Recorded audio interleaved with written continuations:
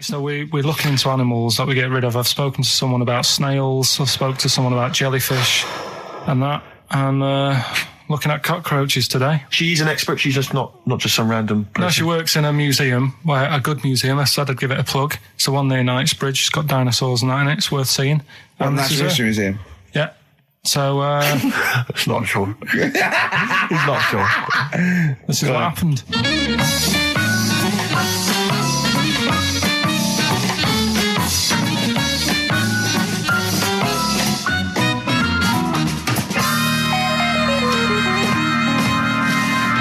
Now, what I'll do, I'll tell you as much as I know, and then you can fill me in if I'm right or wrong. And then at the end of it, we'll get to the bottom of whether we need them or not. Okay. All right. So, first of all, the first thing that I found out is that they have 18 knees. That's not exactly possible. They're insects, so they have 6 legs. Yeah. And a knee is usually the junction between femur and tibia. That's sort of classic human knees and every other animal knee. So with 6 legs, you can only have 6 knees. Could somebody sort of got mistaken for seeing one that was a bit double jointed? I think you're grasping at straws or something. All right. Well, we might have to come back to that one then. Okay. They can hold the breath for 40 minutes. Well, they don't do that because they don't breathe in the same way as us. They breathe through little spiracles, holes down the side of the body. So, no, they're not a very apt simile because the method of breathing is so different. What do you mean? Because insects have a totally different system. They don't have lungs in the way that we do and just breathing through one part of the body. They're actually breathing through every segment of the body all of the time. So even though they've got their mouth shut, they might be able to slide. Nothing to do with breathing. So only just feeding. So you see, maybe that's where someone's gone wrong. Someone's got hold of one and sort of taped its mouth up or something and got bored after 40 minutes and said, well, we'll call it right. It's a pretty unkind thing to do to an insect, even to a cockroach. Yeah, but it's all... You can't do that. Yeah, but... No. Pretty unkind thing to do anything, even a cockroach. Something else I found out. Yeah. They can live for a week without an head. Well, that's true if they don't bleed to death in the process. But the weird thing is, when I told you that they had 18 knees, you seemed a bit sort of like, don't talk ridiculous. But then we're talking about an animal that can live without an head. So there's a little bit of truth in that one, yeah? Yes. Why, when it was invented, has it got that facility? Say if someone said to humans, we could do that with humans, and, you know, if you lose your head in some accident, it gives you a bit of time to sort of go back to your family and maybe write them a note. You won't be able to have a chat, but write them a note saying it was my own fault and it was nice knowing you. Oh, that would be a useful facility, I agree. But cockroaches are great survivors. I mean, they've been around for over 300 million years. They're one of the most primitive insects. All right. Well, I've also... is it true that they do a lot of resting? Apparently they can sort of rest for 75% of the time. Rest? Yeah, they just sit about doing nothing. It's probably true of a vast proportion of the world's fauna. I mean, maybe the 25% that they are working, they're really giving it some, so it might make up. They're probably searching out food and, they can slow down considerably. You can chill insects in the fridge and they'll become very, very quiet. You might think they're dead. Yeah, but I'm sure, you know, if we were sat in a fridge, you know, we'd go a bit quiet, wouldn't we, you know? Well, you might not know much about it, of course. Yeah, but... You're not quite reading the right sources. Well, I've been using the internet. I'm sure there are many useful sources that you could find there, but some of those seem to have been a little misleading to you. So you don't agree with a lot of what I've told you there? No. So cockroaches, can we get rid of them? No. So we're keeping them then? I would say so, yeah.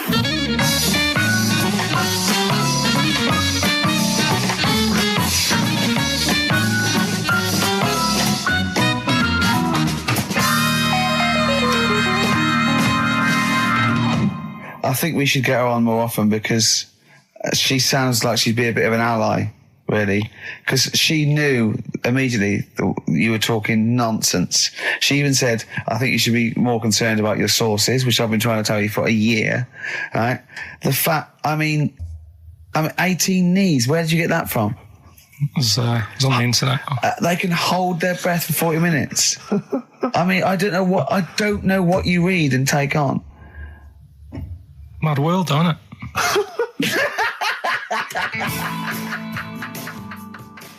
Right. The Cure, obviously. Yeah. That song. Right, Carl's been taking phone calls for these clues.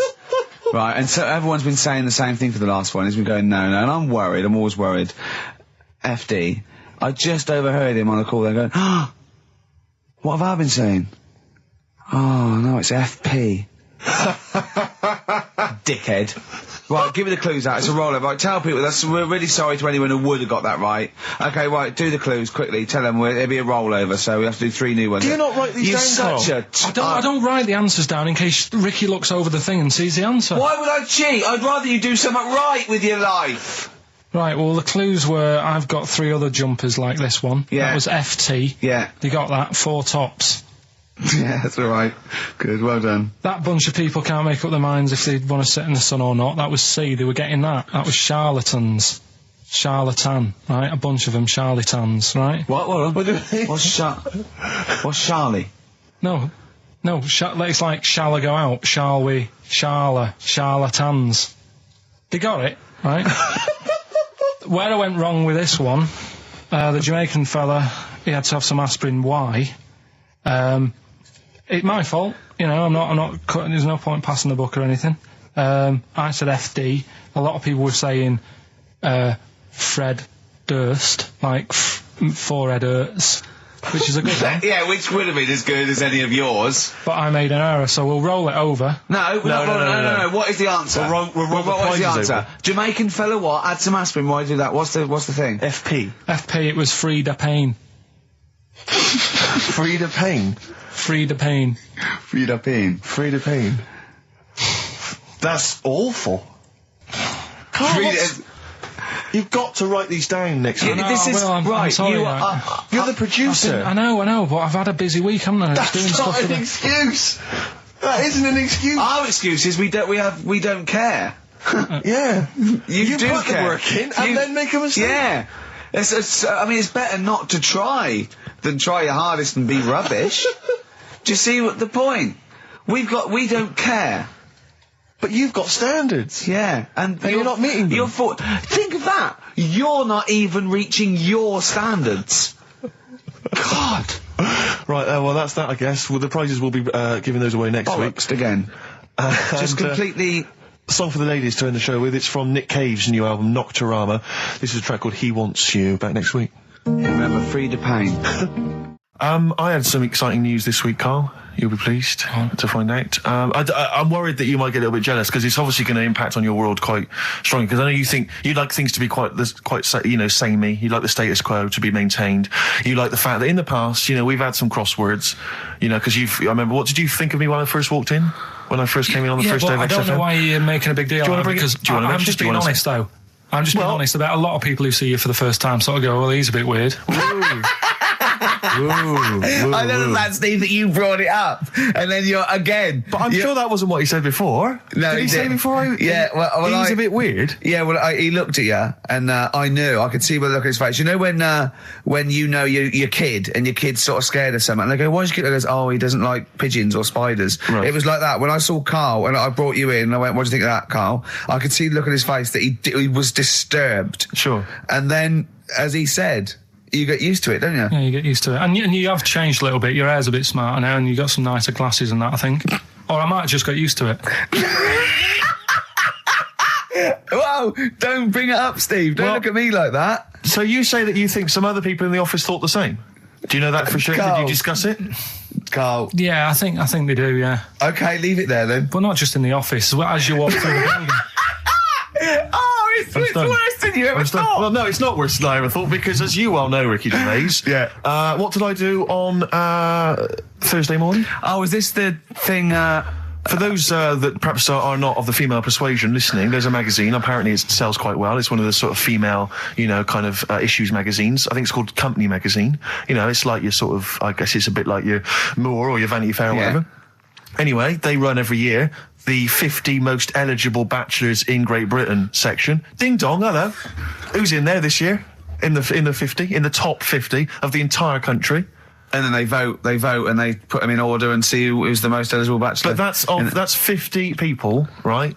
It always annoys me slightly because bachelor, it kind of seems like a more sophisticated word for loser. Yeah, doesn't it? Which always sort of unnerves me slightly. And also they try and do a different 50 every year, so they're getting pretty desperate to get different ones. Because also a lot of people who are sort of like successful, are married, so there's very little to... No. There's a huge... I don't know if this is international. It could even be international. I'm not sure, actually. So I could be up there with the likes of Justin Timberlake, etc. So Fred Durst... Yeah, that sort of person, So anyway, this is what's exciting, right? Although I'm slightly frustrated because they were telling me that last year... All right, because what happens is the readers of the magazine, they vote for who they think is number one most eligible bachelor, right? Last year, the prize was a 2-week trip in the Bahamas. Okay, this year I'm rather annoyed because all I'm going to win is a moped. That's the prize this year. That's the prize this year, a moped. Whoa! Backtrack. What? Sorry. Last year was a 2-week trip to Bahamas, and this year just a moped. All I'm going to get is a moped. All you're going to win is a moped. Yeah, you've got no chance. You've got no chance. Who else is in it? Well, I mean, I don't know lots of people you'd never heard of. I know Duncan from Blue. Ding. So you're second to him at least already. I imagine you're going to come behind the other 49. Because there'll be people voting for me. They get to vote for me. Yeah, Steve. They'll see my photo and then they can vote for me. Yeah, according to Heat, I was 22nd most sexy man in the world. I better take that helmet back. I would. Here's a problem that someone's emailed in. We're taking emails today. If you've got a problem, a concern, or just a general query that you think Karl could answer for you, it could be about anything. It could be about some of the big kind of philosophical questions. Yeah. It could be something to do with war or famine, anything like that, or it could just be a personal dilemma. Something that's happening locally. Anyway, this seems one that I think you probably have. You and your father have probably come across this sort of dilemma in the past. Yeah. And I'd be interested to know what your take is on it. Let me see. This is from Lee Matthews by the look of it. He says, he lives in a suburban area where the local teenagers also live on the same road, and they're running riot. They're smashing wing mirrors off the cars. They're crashing into parked cars on their skateboards. And they're just generally making mayhem, night and day. What can he do to stop this going on? The parents of the kids don't seem to give a damn. Anyone who complains to them, they just say, piss off. The police are useless because they never catch them in the actual act of violence, which is what they got to do to apparently convict them. So they don't know who to turn to, really. It's rather like when a little old lady went and got the A-team, and he was dressed as an elderly Chinaman.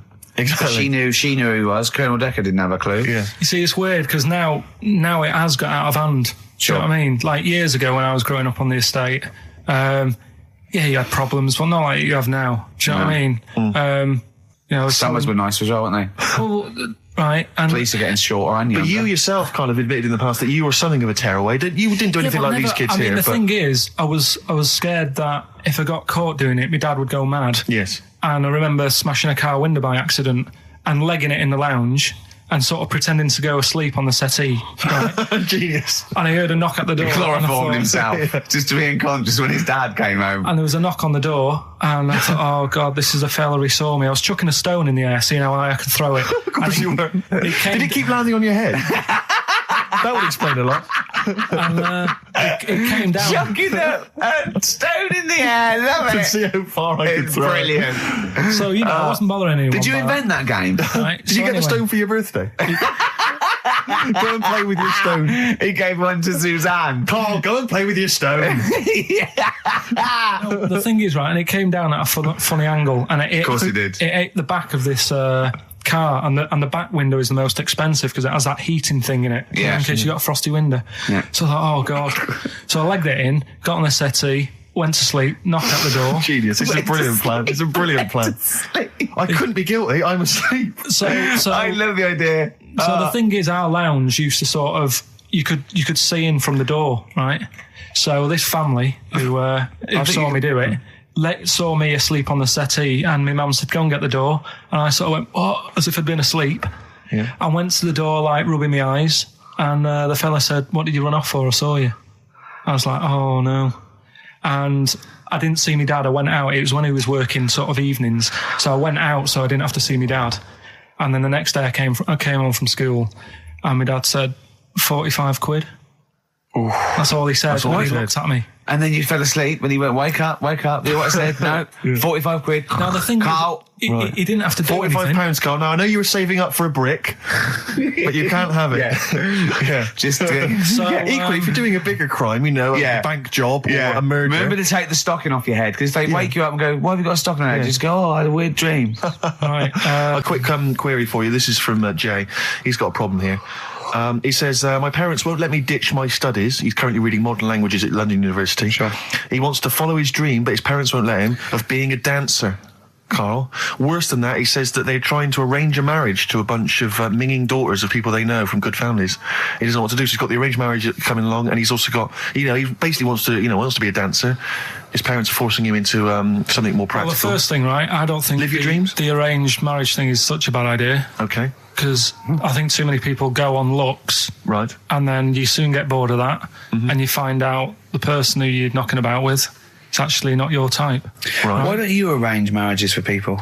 Well, I'm just saying, right, so I'd say, Jay, go along with that. I wouldn't worry about it. Okay. I mean, if they're really ugly, then, don't go along with it. But if they're half bad, put up with it. That's all right.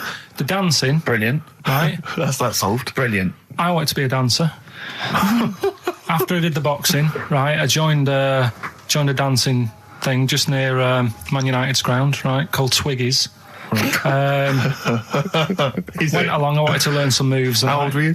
Well, it was when Michael Jackson was pretty big, so about 83, 84, 85, something like that, around there. Wanted to do it.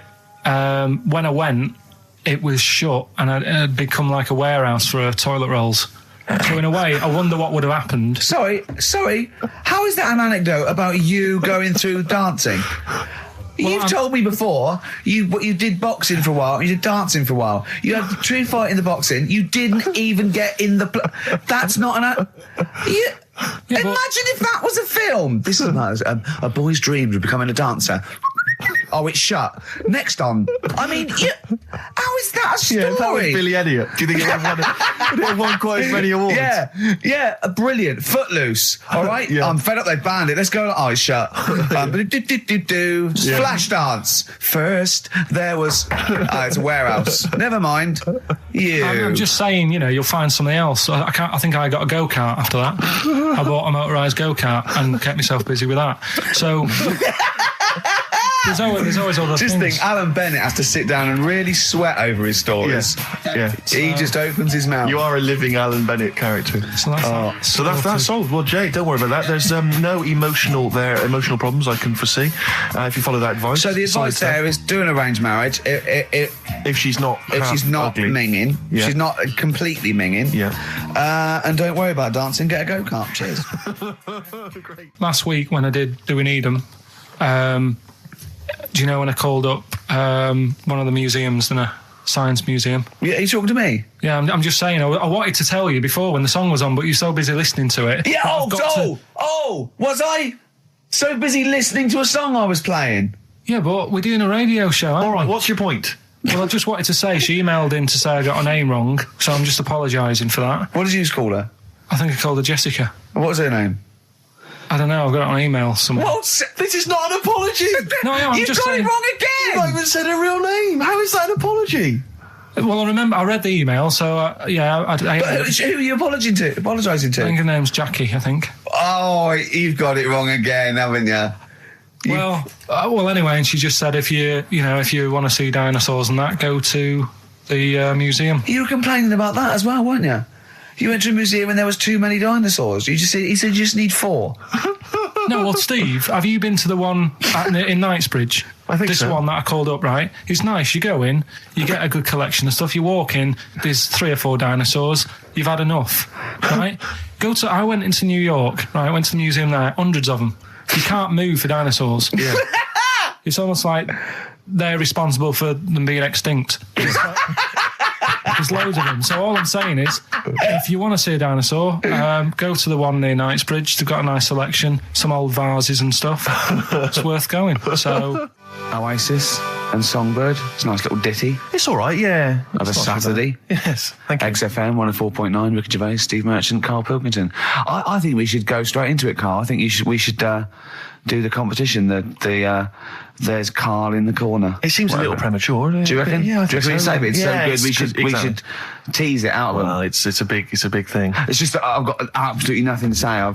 Sure. I haven't really... Well, I mean, like often I know you all have spoken to Karl in the week. This week, for some reason, I've been speaking to him. Oh, right. I spoke briefly to him about Michael Jackson and the documentary. Yeah. Now, of course, I thought that was extraordinary. Amazing, and I asked amazing Karl's piece of opinion. work. Yeah. And he didn't mention to me the fact that Michael Jackson likes to climb up in trees. No. He didn't mention anything about his bizarre relationship with children. He didn't mention anything about his obsessive billionaire spending sprees. Right. He didn't mention anything about the mannequins he has in his thing, or the fact that he drives around his sort of 7 hotel suites in Las Vegas in a little kind of old people's scooter. The only thing of note for Karl was he said to me, "Did you notice how big his hands are?" I'll tell you what, though. I did. What? Yeah, how you look at... The man's got, like, a face that he's had reconstructed. Well, I can't say that. It's libelous. Yeah, but, he hasn't. He's got he's had two nose face. jobs. Yeah. And you're looking at his hands. But I think it's because you look at him and he looks a bit like... there's a bit of androgyny there, but it's sort of like it is quite a petite sort of old lady's face in a way, but then you see these labourers' hands come out. That's always the way with a tranny, isn't it? You know what I mean? Well, you can't accuse him of being a tranny. No, he's not. No, he's not. What are you saying? No, I know he's got enough issues. Now you're accusing him of being a tranny. I like him. I thought he came out that brilliant. I thought it was really... I really felt sorry for him. No, I think he cleared up a few things as far as I'm concerned. I thought it was a fascinating piece of work. But I did like the shopping spree. That was great. Extraordinary, because he's just got going such around bad just taste. pointing. I know it was bad taste, wasn't it? It was like one of those bizarre shops. Yeah. You know what I mean? There's anything, sort of a gift shop, but they're trying to make it look like Ming. But and it's sprayed gold. If he'd been living in a trailer park, he'd have been ordering, one of those porcelain dolls dressed like a Harley Davidson bike rider, or an Elvis commemorative plate. It was the kind of billionaire equivalent of that. But the hands were a giveaway. It's the same as those sort of transvestites. It's like you get. What's it about his hands? When you get like a cab driver or something, right? And he decides to turn transvestite about 60, and he goes on Kilroy. Do you know what I mean? It's that way. He got a twin set of pearls, and he goes, "I've never felt so comfortable." But his hands are still big. He's got a little wig, and he's got the lipstick on, and he's with his teenage kids who are going, "Kill me." Do you think he's been having surgery on his hands to make them larger? Bigger, yeah. Is that why he was wearing that glove? Exactly. But I think he wants to be a goalkeeper. Right. And they said, well, you can't, Michael, you got a big hands. It would help him climb the trees. Yeah. And he can play tennis now without a racket. Yeah. So what did you make of it, Karl? Were you intrigued? The Michael Jackson thing, it was all right. But, that got a load of attention in the press. But the Trisha programme got nothing. Okay. Which, I know, Steve called me up in the week, right? 10 o'clock in the morning, I was at work. And he goes, I think so at 10 o'clock. Preparing this show. Most people go to work about 8 or 9. Are you watching Trisha and that? I said, no, what is it? He goes, oh, you'll be loving it, right? Freaks. Was it, help me, my mum's a freak? Siamese twins. Right. So I couldn't watch it, but he said, oh, it might be on again because they repeat stuff on ITV2. Right. So I had my dinner late, right? Instead of having it at 1 o'clock like I normally do, I had it at 2:30. Yeah. Sat in the office, put the telly on, ITV2.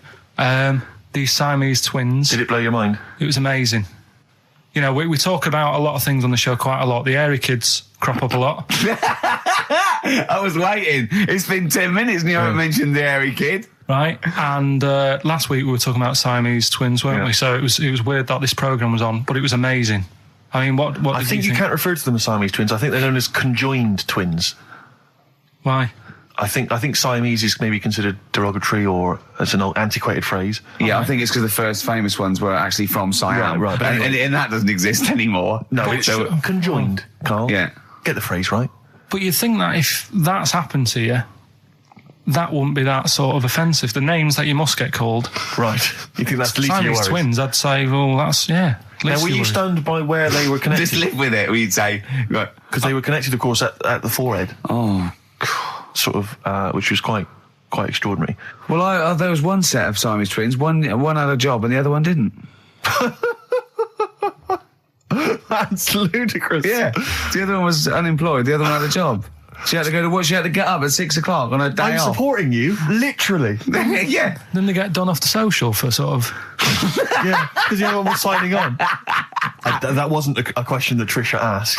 Annoyingly, because I know that much of the audience was thinking that. There's a few things that didn't crop up.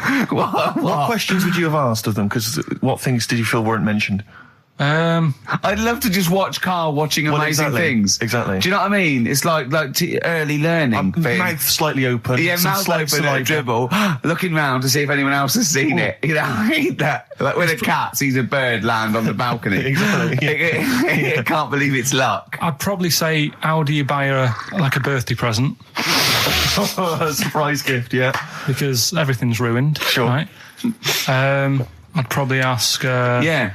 Well, did you not think it was interesting that one of them had a boyfriend? Well, that was a bit weird, wasn't it? Uh-huh. But what was the other thing that I was thinking when I was watching it? I was thinking if one got into crime and that was sent to prison... Right. What would happen? How would you handle that? It's brilliant. It is brilliant. If a chimp could talk. And what was the other one? The other thing was, what did he talk about? Because it's not as if you can say, oh, guess what I did today? Do you know what I mean? Yeah.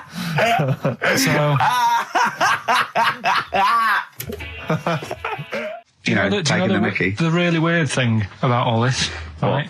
And it's annoying because you were saying about, what should have Trisha have asked and all that. Yeah. But one of them mentioned that one of them was adopted and the other one wasn't. Don't talk rubbish. No, seriously. I didn't understand it, right? Of course you didn't. And then Trisha sort of said, well, let's have a chat. And they were like, no, I don't want to go into that. What do you mean one was adopted? That's what he said. One of them... don't quiz me on it, but that's what was said. Hello there, I'm a multi-millionaire. And I've just seen your orphanage. I'd love to adopt one of your children. You'd like to adopt one? I'd love to adopt a children, because I've got loads from around the world, so I'd love to adopt one. I'd give you $10,000 towards your we're speeding through then, yeah. Okay. We've actually got 2 left. I only need one. I'm only interested in one.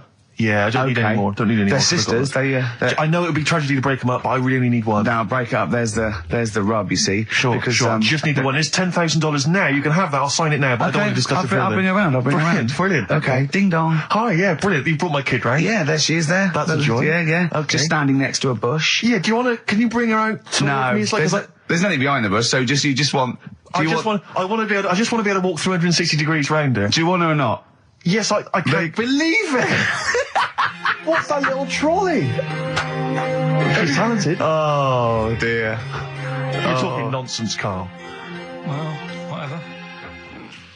Well, listen, still to come, right? We've got the monkeys thing. Oh, chimpanzee that. And when I was out last Sunday, right, at Johnny's birthday party, Steve was there. Yeah. Got talking about stuff. And a debate that we didn't really finish cropped up. It blew your mind, didn't it? Amazing. Oh, I know about this.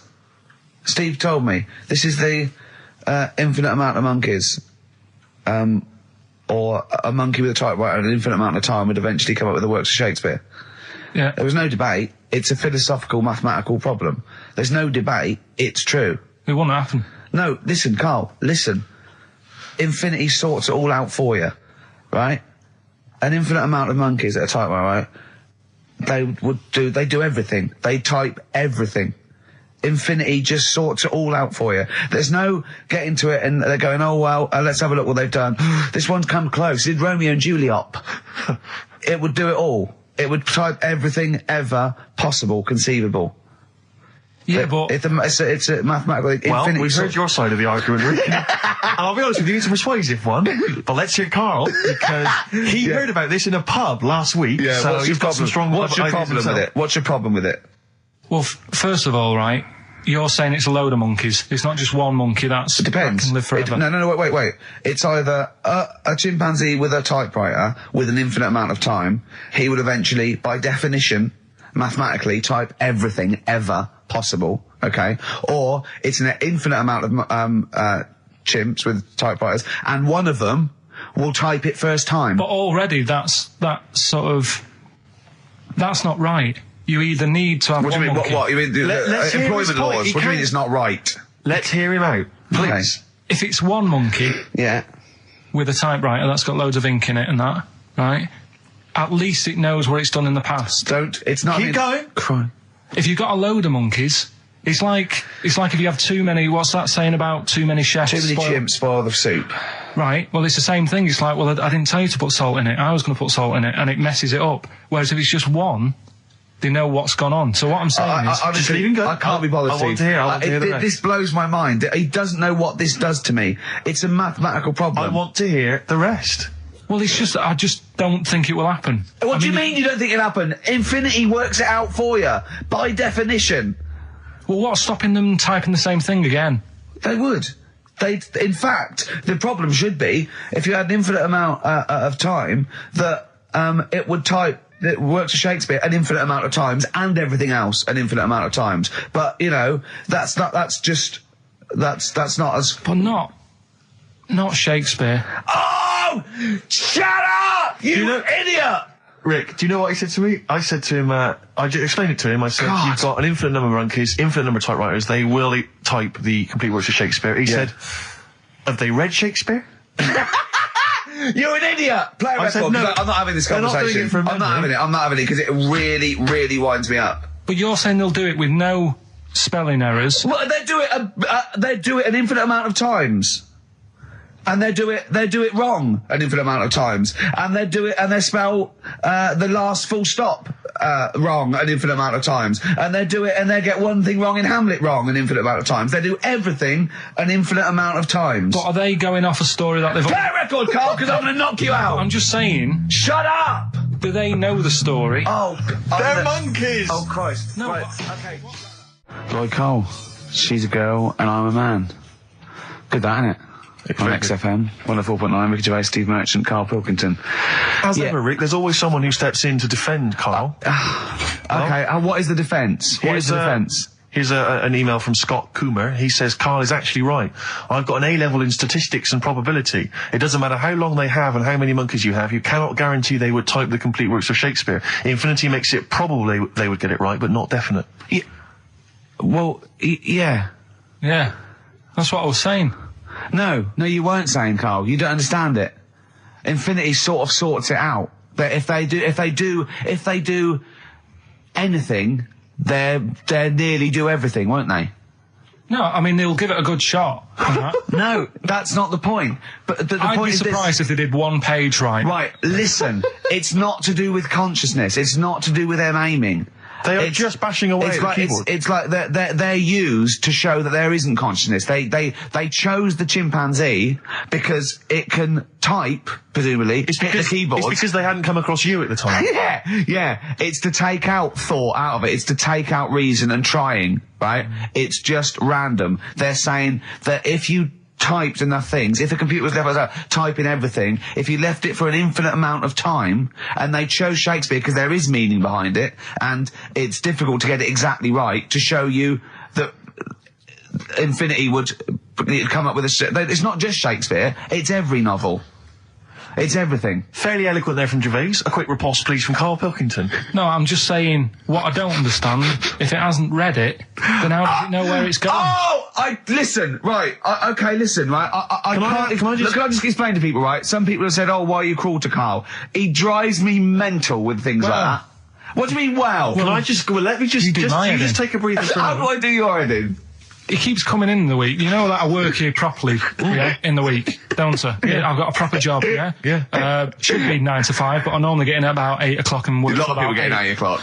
Working hard, trying to do my job. 3 times this week, I've been rushing around. I walked past my little studio. He's sat in there, all right? Now, because I've got this sort of job, I can get away with it. I said to him, if I was a doctor, would he keep coming to me practice? If you were a doctor, there'd be severe problems with the NHS. Oh, imagine that. The standards would have lowered so much We go if to you lunch. can arrive at the hospital, you're a We'll doctor. pop in, I'll go to lunch, don't we? We have a little lunch break, don't we? I go, come on, let's go now. He goes, I'm busy. I go, come on, let's go now. He's going, no, you're doing me head in. Well, when I was talking about the monkey conundrum with Carl, he said to me, right, if I had a day off work, and I was, say, watching the TV, and with one hand I was typing a typewriter, would I type Shakespeare? I mean... Yeah, but you see, there's certain things. We were talking a little bit about this stuff the other week, weren't we, when we said you were going on about Einstein, and I said he's not that good. E equals MC squared. It sounds good, but I've never used it and that. Right? I've never used it! You haven't used 2 and 2 equals 4, Carl! The fella with an apple fell on his head.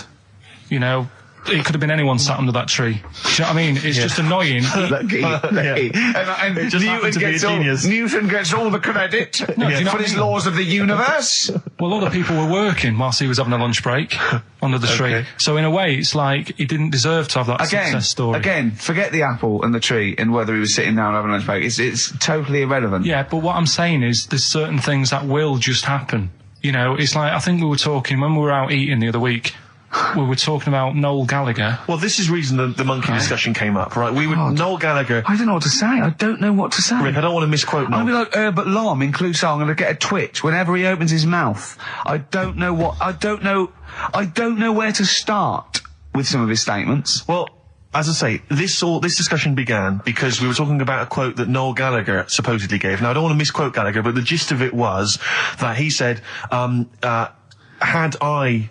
written Wonderwall or whatever, instead of the Beatles writing Strawberry Fields or whatever, I'd be the one that was considered the great songwriter and it wouldn't be the Beatles. It's just the fact that they came first that meant that they get all the credit as being the greatest band. I don't know where to start with that statement either. I mean, that's Gallagher's thing, and he's, well, whatever. We know what we think of that. What was your point, Carl?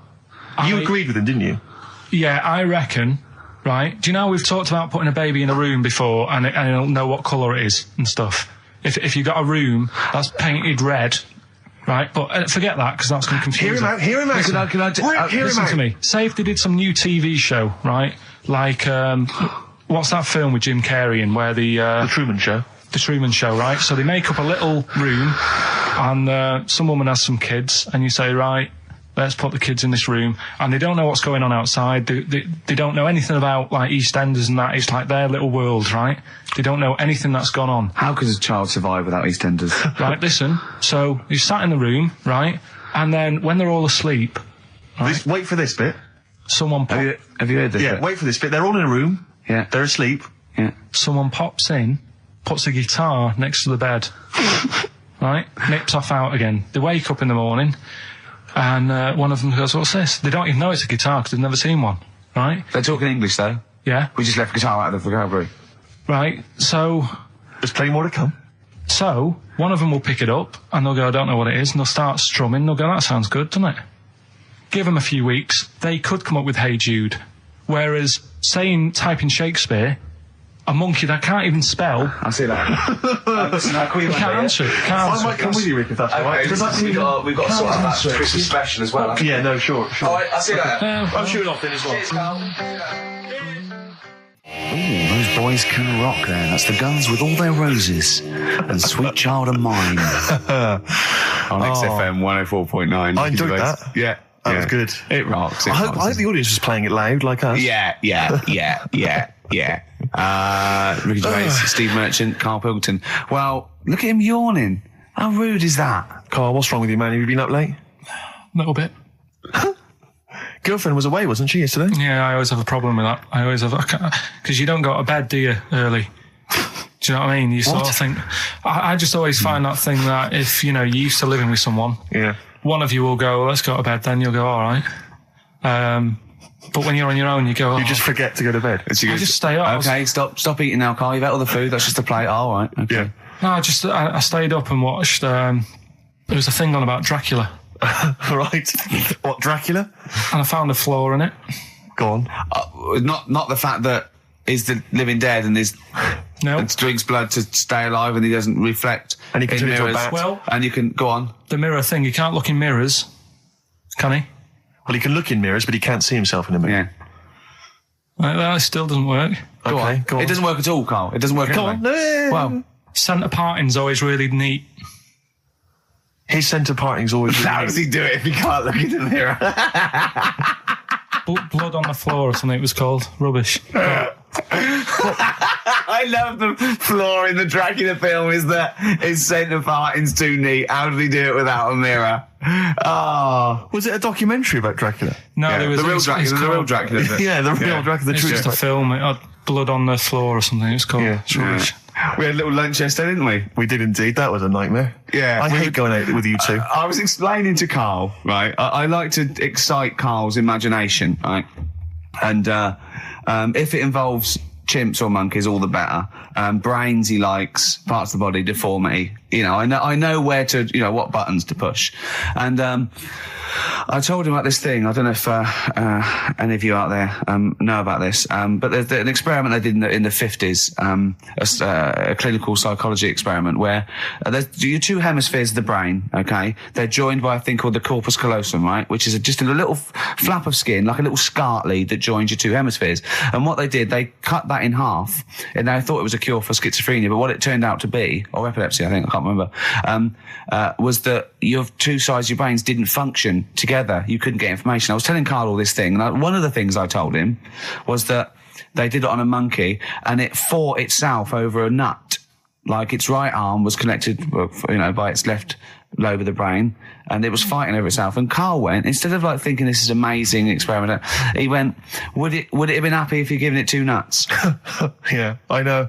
Well, you started off by explaining, and I remember you mentioned, because I was watching the two of you as you were describing it to me, you said, of course, one side of the brain deals with symbolism. And as you said the word symbolism, I noticed Carl drift away from looking at you, pick up his mobile phone, and start pressing buttons randomly. And I thought it was the word symbolism that got him. And I noticed it took you just a moment longer. And I think the first thing you said was, when did I lose you? Yeah, I knew I'd lost him. It's extraordinary. And he doesn't even try to disguise I said it. nomenclature at one point as well. Right, yeah. And I knew I was dicey with death there. Yeah. But, Yeah. but I told you tried to look it up, didn't you, on the web? You didn't find anything about it, did The you? spelling of it's what is it again? What's the word? Corpus callosum. Yeah, so I couldn't do it. No, there's no point. Yeah. Don't bother. Give up. Don't bother. Give up. So if anyone knows any interesting facts about that, I don't know, but yours hasn't been cut in half, has it, Carl? That would, again, might explain something. I'll tell you what we will be talking about later. I don't know if you're sort of aware of them, Steve. Go on. Bonobos. Oh, I don't know much about bonobos. I told him about, he was looking for stuff. I said, put in bonobo. He was having no luck with chimp. And they're a form of chimpanzee, but they're even closer to us, evolutionarily speaking. They've got their social groups are more like ours. They're more intelligent. And he was loving it, weren't you? So is it human bonobo Carl? Is that how it works on the evolutionary ladder? Chimp Carl. Yeah. Yeah. Talking about them. So we're talking about bonobos. You're excited about that? Yeah, That's coming up in monkey news? No, I think it's a bit of a monkey bonus. Something else we're giving away. The Shining. It's just more throwing away, isn't it? Once again, Is it on video? Once again, it's on VHS. Just because you buy it out of your own money, Carl, stop being so mean. And I want to watch it tonight because it's one of those films that... So you're going to watch this video and then you're going to send it to someone as a prize? Yeah, it's one of them films that... Sorry, what you just said yes to that without blinking. Oh, yeah. You don't think, like, Les Dennis doesn't have a quick go in the car on Family Fortune before he gives it away? It costs Jim Bowen has $5.99. a go at those his and her towel racks. It costs $5.99, Carl. Okay, this is Carl in the classic The Shining. And what's the question? Well, we might ask that afterwards. Okay, then.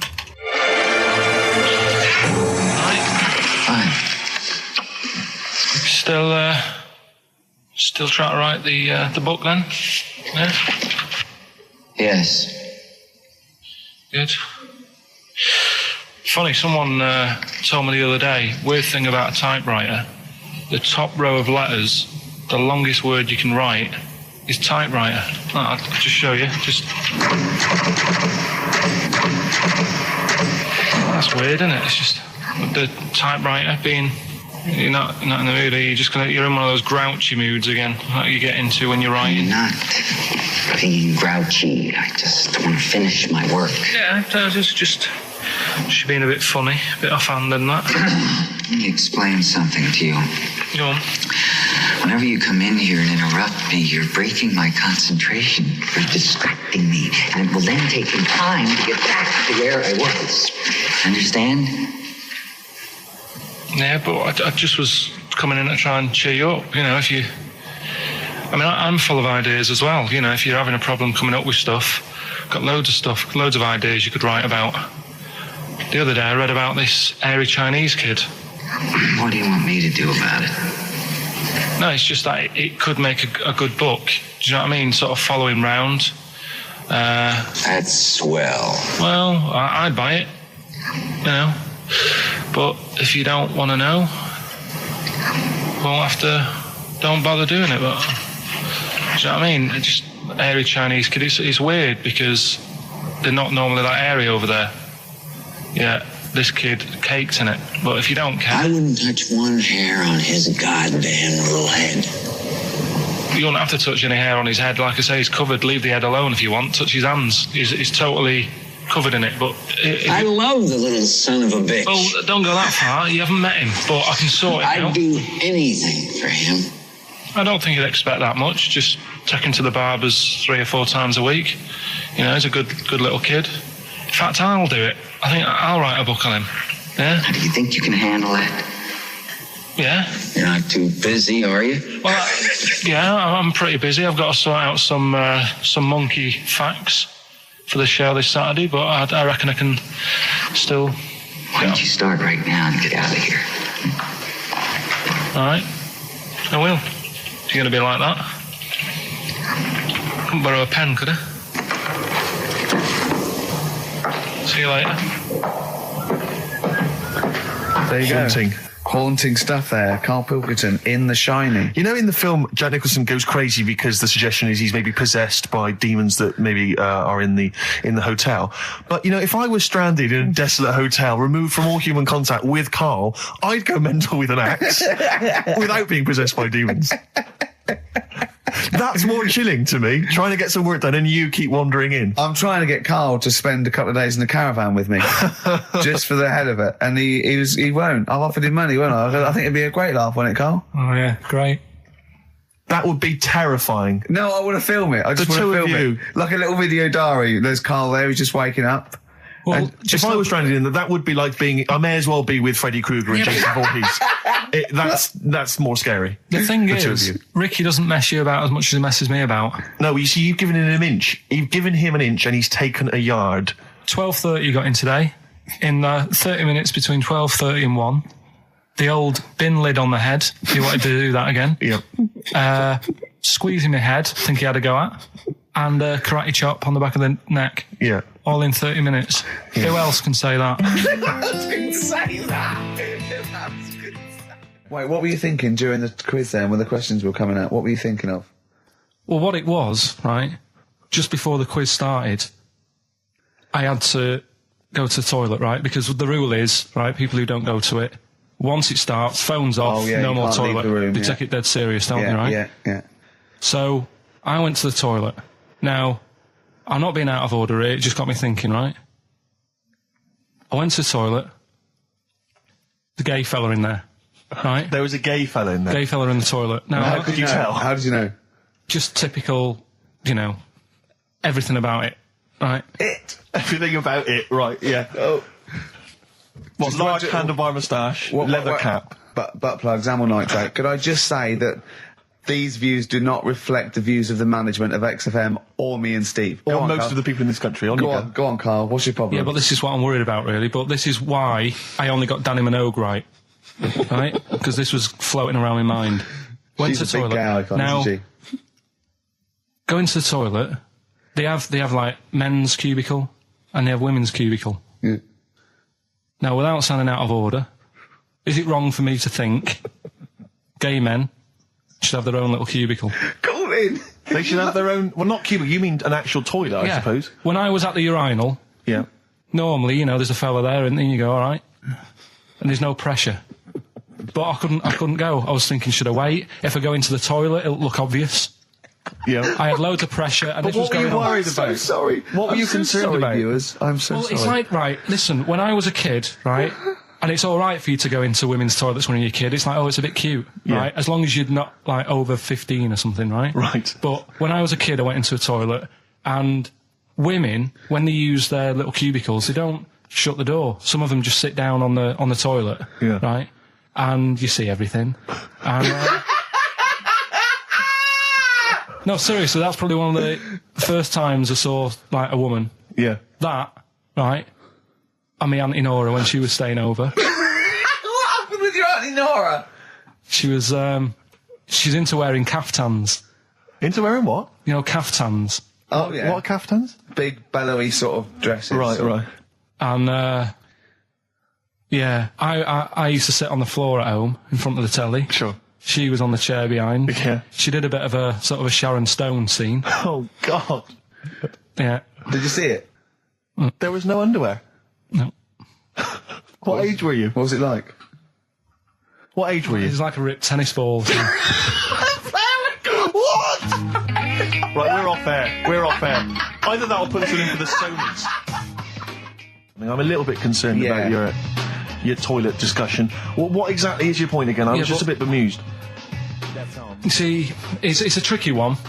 All I'm saying is, right, there I was at the pub quiz. I go to the toilet, not thinking about anything. I try to go, right, there's a little gay fella next to me. I love this little gay fella. Now, the weird thing is, there's nothing stopping him having a little glance, right, because he's allowed in the fella's toilet. Yeah. Now, I'm not allowed to go into the woman's toilet and have a little look round. Right. So all I'm saying is, should they have another toilet area? What, for gay people? Yeah. And so this would be gay men and lesbians? Well, Is that going to complicate things? I can only assume. I mean, to what point? I'll ask you a question, right? If you're intimidated, that's a shame. But you know, most gay men aren't looking at your knob. You know that. what do you mean? I can only say that 99.9% of gay men who use a urinal standing next to what they assume is a heterosexual man aren't looking at his knob. And what they're doing then? They're emptying their bladder. No, but the thing is, I can't talk politics for Carl. you're saying, like, you know, about would you have one toilet for lesbian women and gay fellas, right? What does that mean? Yeah, would it be mixed? Would it just be? Well, would it have a man on one? That's heterosexual man. One little picture of a woman, there, and then what? What would the little icon be? A man and a woman? A man and a woman. Just having a chat? Yeah. In pink and dot But lines. you couldn't mix them, because then what would happen is you'd get people who are going, oh, I'll play up to this a bit. What, pretend to be gay? And yeah, you know, sort of grow a moustache and shave their head. And pretend to be a lesbian. Right. Yeah. So I see. So, you know, people pretending to be gay so they could go in and have a look at the lesbians. Yeah. Right. So that would mean that we need 4 cubicles now, would we? Yeah, no, this is fine. 4 cubicles. So every pub How now... many toilets do we need at Every the pub's moment? now got 4 toilets. Oh, Carl, bisexuals. Yeah. Now, interesting. Bisexuals. How many toilets do we need now? Call the council. Do you use any? Huh? No. No, because they're interested in everything, aren't they? Because the little bisexual fellow will be looking at your knob. Right, with them, Yeah. what you do, you just have a door, you open it, and there's one urinal there, so you can't get a queue. They have to sort of wait. I just thought that, well, why can't there just be a thing between the urinals so no one can look at anyone else's knob? Wait a minute. Just to go back to Ricky's point, what stops, even if we've got the toilet for gay men, what stops the gay men who want to have a look at your willy going in the regular toilet and pretending that they're straight? Most men don't Who is going to police this? wear gay across their No, head. exactly. They don't have a tattoo. There's no branding yet in the British house where they have to declare. So we're going to have to expand this. What so we've do all you- got to carry identity. Do you know cards. you can see a gay, can you? Coming a mile off.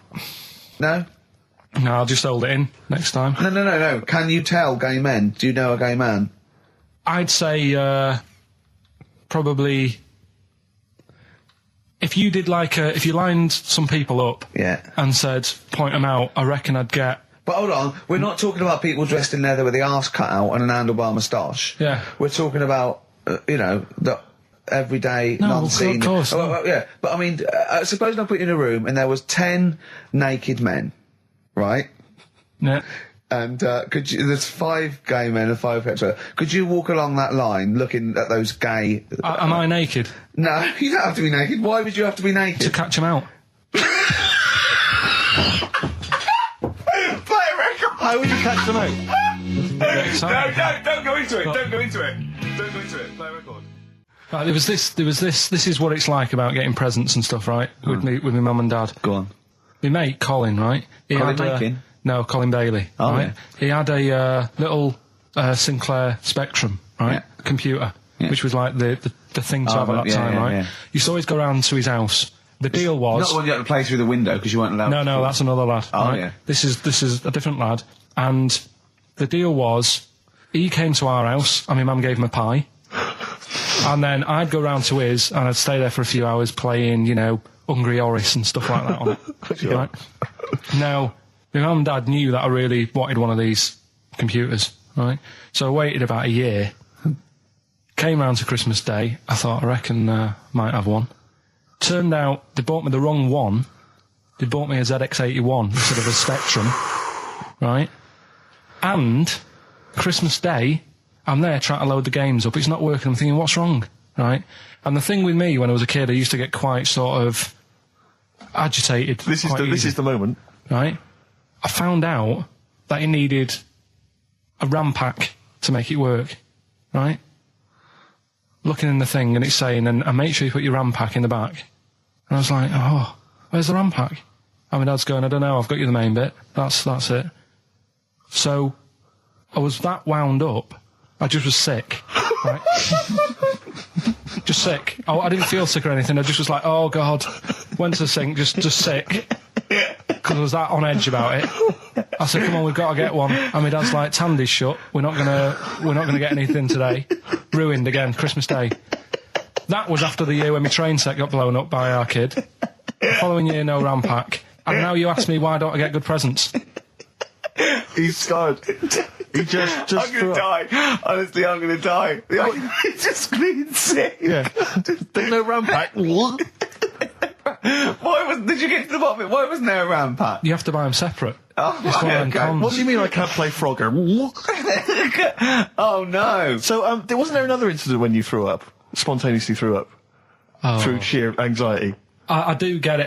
It's not so much now because I've relaxed a bit, but as a kid I used to be quite on edge all the time with certain things. Do you think that's what happened to your The cat wind. that kept being sick? That it didn't get the food it wanted? And it just threw up? Do you remember that? Yeah. God, so they shaved it. Yeah, but again, you see, the cat thing, I mean, it's mad. I was thinking about it the other day, right? I used to think I had quite a normal upbringing, You didn't. right? And someone was talking Your about the mother cat. once told you not to go to school because it was windy, Carl. It was Yeah. not a normal The upbringing. cat was being sick, so she shaved it, so it was easier to clean. Right, well, my mum and dad went on holiday, right? And I stayed at the Ross's down the road. Oh, yeah. Only a kid, must have been about 5 or something, right? And I was always running around in the house. I had a lot of energy as a kid. What the Rosses did, they had this cat that was dead violent, the most violent sort of angry cat I have ever witnessed. A tiger. It was honestly, Steve, if it was bigger, it would have been, because it was just always having a go at you. Yeah. If you went to pat it on the head, it went to bite you and stuff. And what they used to do with it, to stop me running around, I'd sort of be running around, and then I'd get a bit tired, and they'd say, have a lie down on the settee. So I'd lie down on the settee and I'd nod off. And what they used to do, I'd wake up and I'd put the cat on my belly. Right? So I'd be scared to move because it's like it's going to get me. But it would keep you there. It kept me there, and it used to sort of slaver on me, and they'd sort of, go out or whatever, and I'd be lying there.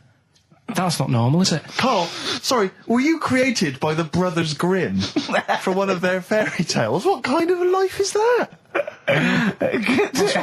A cat paperweight to keep Carl in place. He keeps blowing around. It's windy. We'll have to weigh him down. Be careful. Your mum probably told him that it's a windy day. You got to get something heavy on him, otherwise he just gets blown into the road.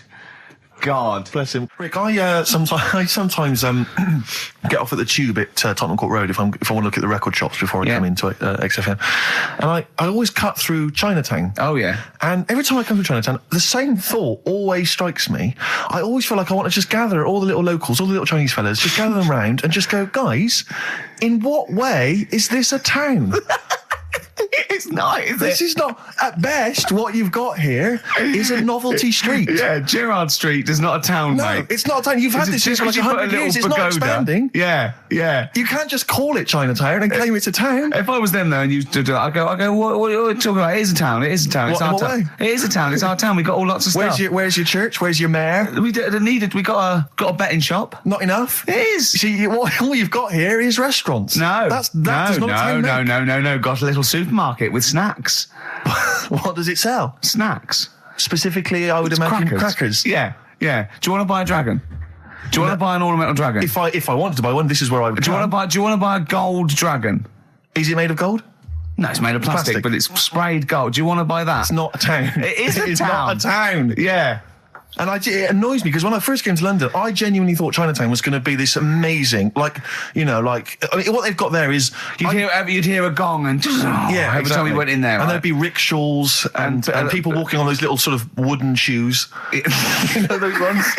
They're brilliant. They are just comping around in them, but nothing. It's nothing. It's just. Yeah, exactly. Yeah. It just reminds me of, have you ever been to any of those sort of museums? You tend to have them up north where they've got you sort of sit in a little cart and it sort of rides you through kind of, I don't know, it might be Newcastle, the Victorian era. Yeah. Then, Can I have half a pound of those sweets, please? Exactly. Of course you can. If there were some animatronic men, it would just be an exhibit. Yeah. Although their concession to being 100 years ago is that there's some scales in the shop and there's a horse outside. Yeah. That's it. That's it. Exactly. Yeah. The traditional sounds and smells of old England. And the voice of going, of course, there was no television. Exactly. Amazing. Yeah. Amazing. Brilliant. Yeah. Welcome to Chinatown. Ding, ding, ding, ding, ding, ding. So it's not, it's a good point. Is that a piece of traditional music? Ding, ding, ding, ding, ding. Yeah. Is that some traditional Chinese music, or is that music that someone in this country wrote, thinking it sounded like Chinese music? I think it was the Vapors, wasn't it? Oh, is that what it is? That? Because it sounds so, that's the music, isn't it? But are you sure they didn't take that from some other source? It's that pentatonic scale, isn't it? What is it called? It's the black notes on the piano. Right, that's the one I can play along with EastEnders. Yeah. Do you know what I don't get with it? Go on. Chinatown. Yeah, Chinatown, because I always walk through it on the way to work. A couple of things annoy me. First of all, I think it's bad business, just because if you've got a Chinese restaurant, put it somewhere where there isn't any others. It's a good point. Yeah, but it's also a community. They're not just a theme park for other people. I remember going out one night with Suzanne and some friends, and you got there and there's so much choice. It's that dilemma of, forget it. Well, not really. Specifically, do you fancy Chinese? Well, no, but why don't you go to the one with the dead ducks hanging in the window? That's my favourite. That's the other thing as well. It's like, normally you put your good stuff in the window. If that's what's in the window. Yeah. Right? Yeah. And the other thing that annoys me, walking through it today, there's always lard on the floor.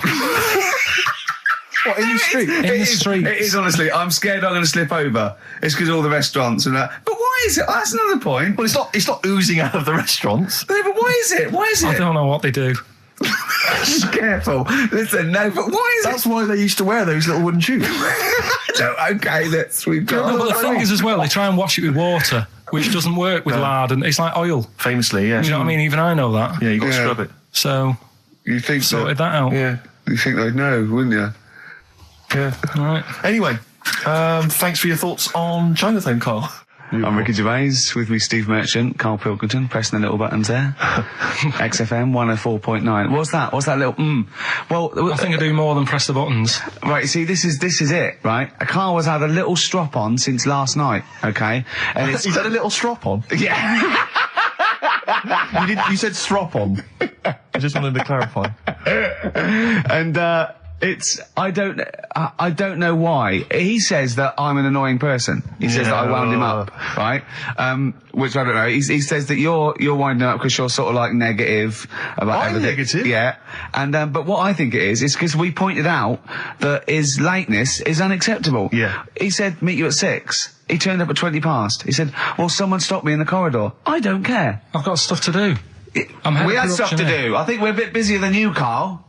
You've got one job. We've got loads of jobs. I keep telling you that. You got one job in a little room, a 9 to 5 there, that you don't even get done in 9 to 5. That's why you're late and mucking around all the time. There's loads of work to do. Yeah, one job. No, it's not. It's one job with a lot of other jobs in it. It's like those little Russian dolls you get.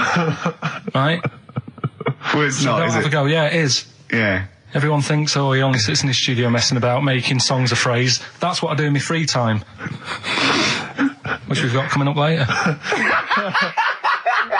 Super slick. I still think 20 minutes late is an outrage. Though, Yeah, Carl. 20 minutes late is... Yeah, but I didn't say bang on 6. I You said said around 6. 6. No, you didn't. You said 6, which means 6. Well, it doesn't. Wait, sorry, it doesn't. If I was a newsreader, I'd say, yeah, you've got to be on time. Do you know what I mean? If it was a 6 o'clock news, I wouldn't want to be late. But it's the fact that I said to you, I'm busy, I've got stuff to do. No, you didn't say that. You said 6 o'clock to sort out tomorrow's show. I didn't. I know what I said. So Yeah, well, You don't, because I remember you sent me a text. You didn't even. It wasn't even a phone call. You didn't even have the politeness to call. Stephen has stitched him up by being a little bit more Busy. precise than him. It was a text, and it said, "See you around 6 tomorrow?" Question mark. Around. You just said it. Around 6. That doesn't count. That doesn't mean anything. Well, yeah, no, he does. What? So all right, You told me he said 6. Well, he did. I'm paraphrasing. 6 o'clock, Rick. To me, even if it was around 6 o'clock, that would be 5 to 6 or 5 past 6. It would not be 20 minutes after the event, because that is late. Well. Well, you've got nothing. You see, you haven't even got an excuse. Yeah, but then I turned up, right, and I said, right, well, let's not argue about this. Let's come up with some good new features, because we've been in Cheapest Chimps. That's gone today. Good news. He never liked Cheapest Chimps, Carl, did he? Right, he never liked it. Do you know what? Do you know who's took it further? Donald McIntyre. What? He's doing a programme, Cheapest Chimps. No, he's not. doing It's a it. channel. Well, we'll see. Again, I'll prove you right. Again. He's Prove you wrong. not. He's not doing a program, Cheapest Chimps, is Yes. he? He's not. What do you mean?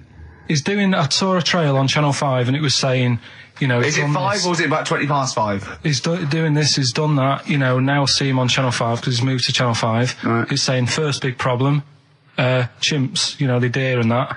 And, No, they're not dear. He's getting confused. no, 50 odd grand for a chimp, and he's saying, you know, he'll look into how much you can get gorilla for. What are in the name of God are you talking about? We'll talk about that later.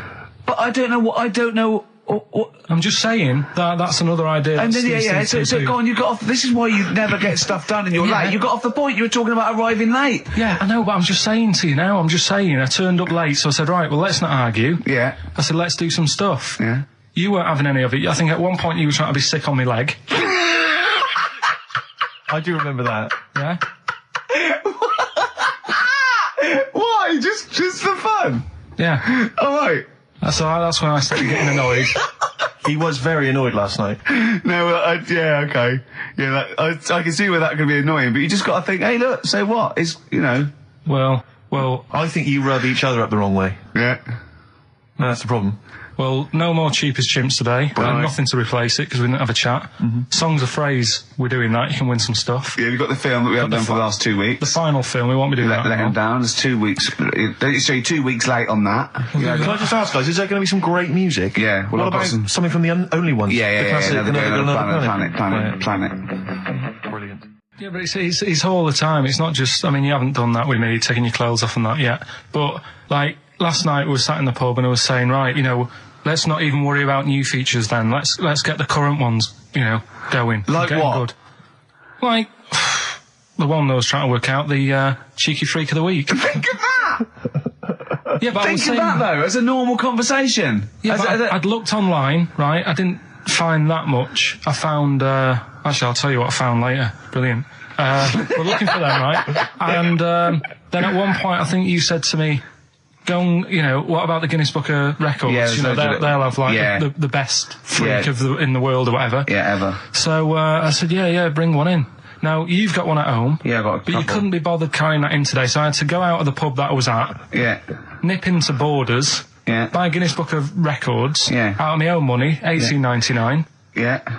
bring it back, and then you said, I don't know if I want to do this feature. So it cost me 20 quid for that. I had to buy a video for Silence of the Lambs film clip. I'm actually out of pocket at the end of this. But do you want to work with me is the thing. If you want to work with... people would pay that sort of money to work with me, Carl. You're a lucky bloke. Think how many people think, oh, Carl, he gets to drink and sit. Yeah. You making a cup of tea and I surprised, didn't I? Little surprises. You know, last night, do you know when I left the pub in a bit of a mood because I was just fed up with not getting anything done? Yeah. Walking down the road, I was thinking, how can I get out of this? How can I stop having to work with them? And thinking, I wonder if I leave, I wonder if they'll be funny and they'll go, and then my boss will be giving me stick. And thinking, how much notice have I got to give out? And all this is going through my mind. I'm walking home and I got in, said to Suzanne, I'm sick of it. She's going, you need to do it when I get a new kitchen. And I was like, yeah, but how big does the kitchen need to be? I was saying, do we need a big kitchen? Can we get a small one? Have we got enough for a small kitchen? Do we need so many cupboards? Can we just have wood instead of steel? All this, trying to get out of doing this. Yeah. It's always I always feel like, because I like to think that I'm not perhaps as bad as him. Yeah, You annoy me in different ways. Like what? How does he annoy you? Well, stuff that, I come up with ideas, say Cheapest Chimps. Yeah. Rockbusters springs to mind. Yeah. 15 Taiwan. 15 Taiwan. Let's just remind people what 15 Taiwan was. It was a little feature that I wanted to give a run, give it a little run, see if people like it.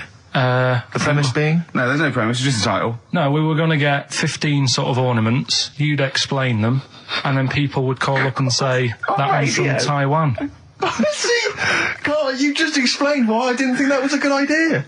Yeah, by explaining the good... No, the funny thing is, Steve, right, I was walking down Regent Street on Monday, walked past one of these big stores, right, and they've got all famous quotes on the windows, right, and one of them was something like, an absurd idea is often a great idea. Yeah. Do you know who said that? Go on. Einstein. Yes.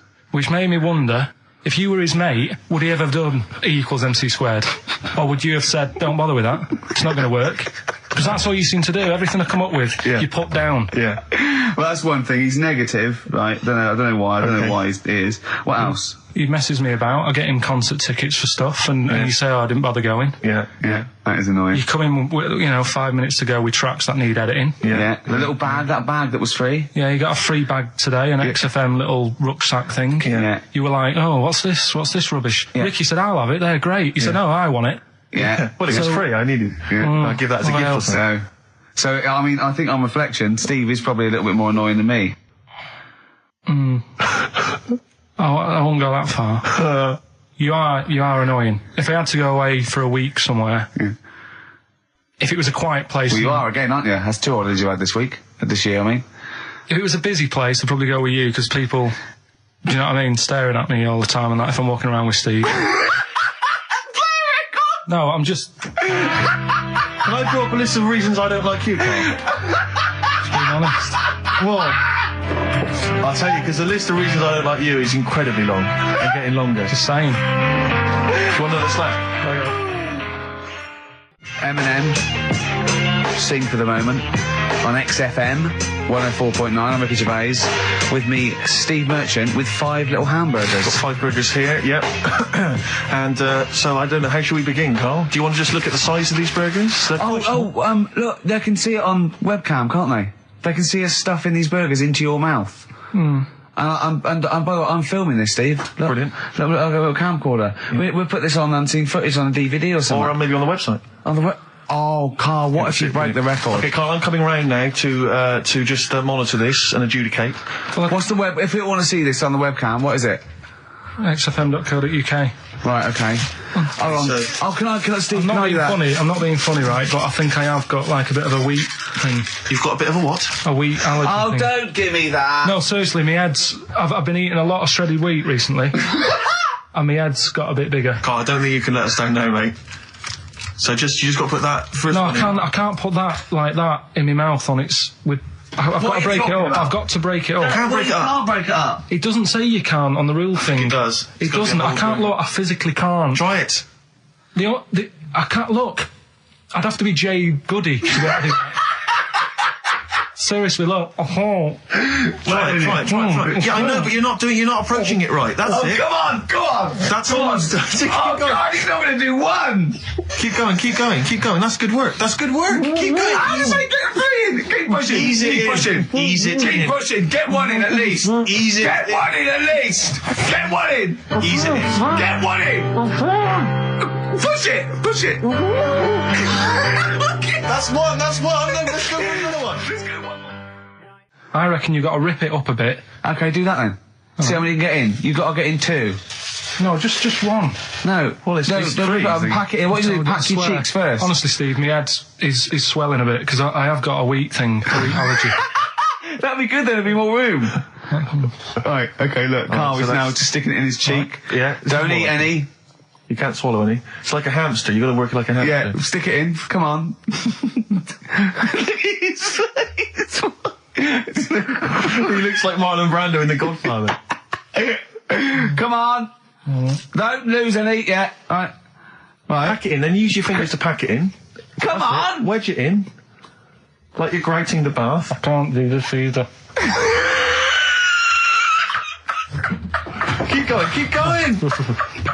Keep going, don't give up so early. This is part of the problem. You just give up, Carl, too quickly. You failed again. It's like your history O level. Come on, Carl.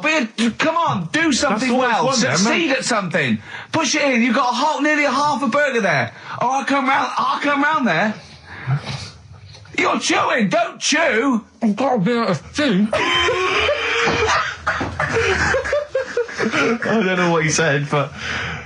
Is that a whole one? No, it's not. I can see bits left. Come on, Carl. Come on, keep working at it. Keep working at it. But there's so much space in your mouth, I can see it. He's going red. Okay, we'll do another one. We'll do another one. That one then. We're doing a... Oh, are you alright? Are you going to be sick? Are you alright? Alright. Oh God, should we play a record? He's making my eyes water now. Okay, I'll find a different one for you. Find a different one for What him. about most grapes eaten in 3 minutes? I'll go. Do you want to do that? Grapes are easy, aren't they? That's easy. Great. Come on, grapes are easy. You've got to have a handful of grapes and you've got to press song 2 by Blur. When we come back, you'll be stuffing your face. Hold on. You ever do that? How can you work the buttons? I can do that. No, I don't think you can. You cannot touch the grapes until the opening note of song 2 begins. When the Blur 2's, when song 2 stops, can we just push up the fader so because you'll be stuffing Don't worry, your face? we're almost. Let's go. If we go. Okay. Any second now. Okay, right. You're Okay. ready, 3, 2, 1, go! And he's on. Good work from Carl there. He's approaching it cautiously to begin with. Cautiously. And he's keeping Well, let's just, just keeping people Come on, don't make him laugh, Rick. He's choking. Oh, Carl. Quick! Keep going, Carl. Come on! What happened? Did you just throw up? No! Don't make him laugh! Oh, Come on! we can make wine. Come on, Carl. You're doing so well, Carl. mate. I want to go. Come on. Only. Why are you making him laugh? That was a world record attempt. Come on. He's over them. Keep going. Come on. You got 25 seconds. Come on. Oh, I think that was a shame actually because you were doing well, but something went wrong. I know, and I think those are bigger grapes than the ones I've seen before. They're quite big grapes. Look at his face. He looks so despondent. Come on, Carl. 8 seconds. Just a few more. 5. Come on. What's the matter? 2, 2, 1. It's all over, Carl. It's all over. Better count how many you did. You can get good at this. We can get good at this over the weeks. I think that was a fairly pitiful attempt, actually. I really thought you had a... It's interesting, actually. These are harder records than you might think. Yeah, I know. 6, 8, 10. How do you feel after that record-breaking attempt? Not happy with that. What are you not happy about? The fella who did it, was he in hospital and just had loads of grapes? I was bored. I'm sure he wasn't producing a radio programme, that's for sure. Well, to be fair, neither are you. What was tricky about it? What did you find hard? I think having Ricky standing over me, sort of shouting, "Go on!" isn't normal. No. But that wasn't... He hasn't eaten any! Hold on, that's 50 left. That's quite a poor attempt then, by the seam of it. Would you think about trying to maybe do that again in a couple of weeks? Would you do some practice and try that again? Leave it to the experts. And I noticed a tricky point. Maybe sort of when you had about 50 seconds to go, you seemed to be spewing things into the bin. What was that? Again, mainly Ricky standing over me. Sort of. 88. He's got 88 left. Okay, so what's the mental arithmetic there? Because we put how many in? It was 150 in the thing, wasn't it? What did I say? What did I say I had left? Well, I'm not doing it again. 88. So you had 88 left. So 62. God, you're only at 62. What's the matter with you, Carl? There's people start you at 62. That is rubbish.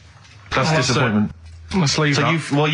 you failed on 2 world record attempts there. 62, and the records that is rubbish. What were you doing? Oh yeah, but like I said, I've got a small throat. I can't drink a drink quick. Ever since the Mr. Freeze Pops when I was 6, that I nearly choked on, I nearly died on, I can't go back. It'd be like asking, I don't know, someone who got run over to play Frogger or something. What's Frogger? What, you mean real life Frogger? Game. Well, just a computer game brings back memories, doesn't it? And I can't do that. What's Frogger? Does Frogger get run over? Yeah. It's a little frog that has to run across a busy road. Do you know who he reminded me of? Apart from Hamburglar and Zippy and all that. When he was munching those grapes, because of the shape of his head, it looked like a game of Pac-Man. Yeah. It did, as he was getting to him, it looked like... We should have had that music. It looked just like it. Oh, God. Do you remember there was a board game version of Pac-Man? Was there? I mean, the only thing that Pac-Man had was the fact that it was on a computer and it was a little face eating things. But imagine that as a board game. But there's board games of like things that you don't need board games for. Yeah. It's like there's board games of charades. Do you know what? You don't need that. It's like parlour games. Board games of let's watch the telly. Yeah. Let's play sit around. And it's all like 1999. You don't need it. New from Mattel, a stick. Simply run along, clanking it against a fence or a metal grate. It's fence stick. And a picture of it. Oh, Nan, that's my stick. I'll tell you That's what. my fence stick. Do you know I saw in a shop recently the board game of Cold Feet, the TV show. That is a winner. You are John Thompson. Yeah. Go back. Yeah. It's a good game. Drink 8 pints. Go on. Songs of phrase. Songs of phrase. Nicely done. Right, we'll get this going. How do you feel, Carl? Yeah. Again, all right. disappointment. Disappointment probably to your family and friends. Well, I don't think they'll be that gutted, to be honest. Right, songs of phrase. Well, Carl, why don't we play We'll come up with songs of phrase, because it's a big tease. People love that. Yeah. You know, it's one of the hot new We've got quizzes. one more thing for you to eat. No, I'm not doing any more of that. Seriously. Play a song? Right, songs of phrase next. Right. That was rubbish, that half hour. Rubbish. That was the record before us, and here we are, pre-recorded, because we did this a few weeks ago, because we're not here at the moment, are we? We're away in that. I'm Ricky Gervais, with me Stephen Merchant. Hello there. And Karl Pilkington. He's not actually with us. He'll be in some of the best of clips that will be coming up shortly. Yeah, this is just us, isn't it? This is just us. We did this. When did we do this, Rick?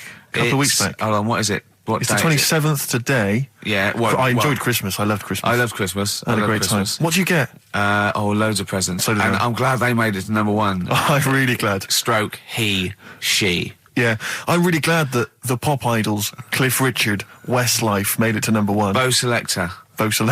Yeah, just delete that. Yeah.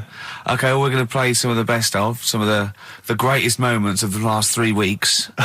Yeah. Ever heard on XFM 104.9. What about this? Do you remember this one? Oh, which one is it? All right, so here's the first bit. What sort? No. The Pope. Yeah. What semi-precious... Sorry, Mrs. Robinson, we're going to have to let you go. Yeah. Go on. You are the weakest link, Carl. Goodbye. Yeah, go on. The Pope. Yeah, the Pope. Yeah, we've got the Pope. Yeah, that's not strictly a question. He wears a... He wears a dustman's hat. He wears blimey trousers. Does he live in a council flat? Yeah, he lives in a council flat. He wears a semi-precious stone. What's the stone? The Pope wears a semi-precious stone. What is the stone? You mean, what is it called? Yeah. What is it called? What, has it got like a kind of papal name? I think it's like, is it a 18 carat one?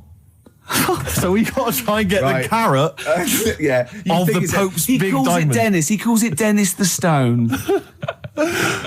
Do they want the type of gem it is, like or is there some kind of papal name for it? Or do they want it like the Rosetta Stone, or I don't know. I can't actually play a record. Play 2 record. Let's not. Where's your hat at?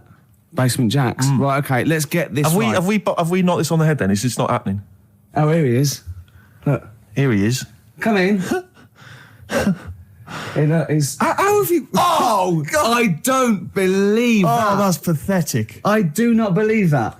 That's absolutely pathetic. Now, they won't believe this, will they? No. Right, if I say that Jonathan Ross just got his massive member out, and he is a big lad, come and sit down. I've got your tickets, Mr. Gervais. Thank you. What's going on here then? I mean, why are you dropping off tickets? Well, because, you know, in the spirit of the Comedy Awards, we like to have the rising young stars of the British Comedy Awards. That's right, and that's me. Well, we couldn't find any this year, so we've asked Ricky whether he would sit in the rising young star seat, and I wanted to deliver the tickets personally, so there's no excuses if he doesn't turn up later. Yeah. I always suspected that you were sort of pretty well endowed. Yeah. And now we've seen, you know, it's on webcam. That was just one of my cocks. That's the one you're wearing today. Didn't we? Don't say that. No, This is meant to be the happening young station. What's going on? No, you can't say stuff like that. You can't. Just careful what you say. Look after Judy and Clary. And he comes back in a person life. 10 years of the What happened wilderness. to you? That's Jesus you're thinking of, isn't it? Just because you're on everything at the moment. I walked in here and I came in here and I thought this is the young happening place, and what do I see in here? 3 old men sitting. What are you talking about? I'm only 28, 27. You're wrecked. You all look wrecked. Well, that's because we're always partying. I was looking for some youngsters. Where's the youngsters? I wanted to see some tight leather pants. I wanted to see some foxy chicks hanging on you every word. What is it? It's a bunch of old blokes on a block up there washing up in a sink. But look at him. He even dresses for radio. This is ludicrous. It's amazing. Looks like you're I love the fact you were on the phone to Gervais last night, weren't you? Asking his advice. Yeah. On clothes. Look at him. He's going for the man down the DSS. I like that look. That's a nice look. Have you got a single pair of trousers that aren't elasticated at the waist? They're maternity jeans, aren't they? They've got a whole panel that pulls forward. The thing is, what I do at the end of the week, I can pop these in the pan and I can make a nice soup with all the food that's encrusted in them. At his years as a homeless coming to the fore there. Look at you, one step away from Lawrence Llewellyn Bowen. I'd like to be that bit closer. But why are you dropping off tickets? Are you a little bit... Because I thought you were married and stuff. Why do you suddenly got this obsession with Gervais? Because I'm a bit rough, ain't I? yeah, it's like when you see Dale Winton out with those rough boys. I'd like to get one of my own. When a top celebrity in a lovely looking suit walks down the corridor with his penis out, yes. Yeah. I know that I'm still attractive. You know you've arrived. I was inaugurating the same way. For me, it was Des O'Connor. It's like it's the passing on of the baton, if I may use that euphemism.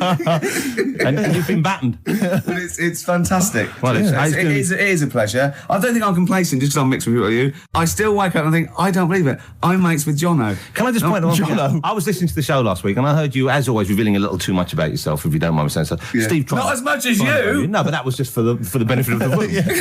Yeah. And talking about when you used to occasionally urinate in the sink. Yeah. When you were around my house last time and I came in and you looked a bit shifty.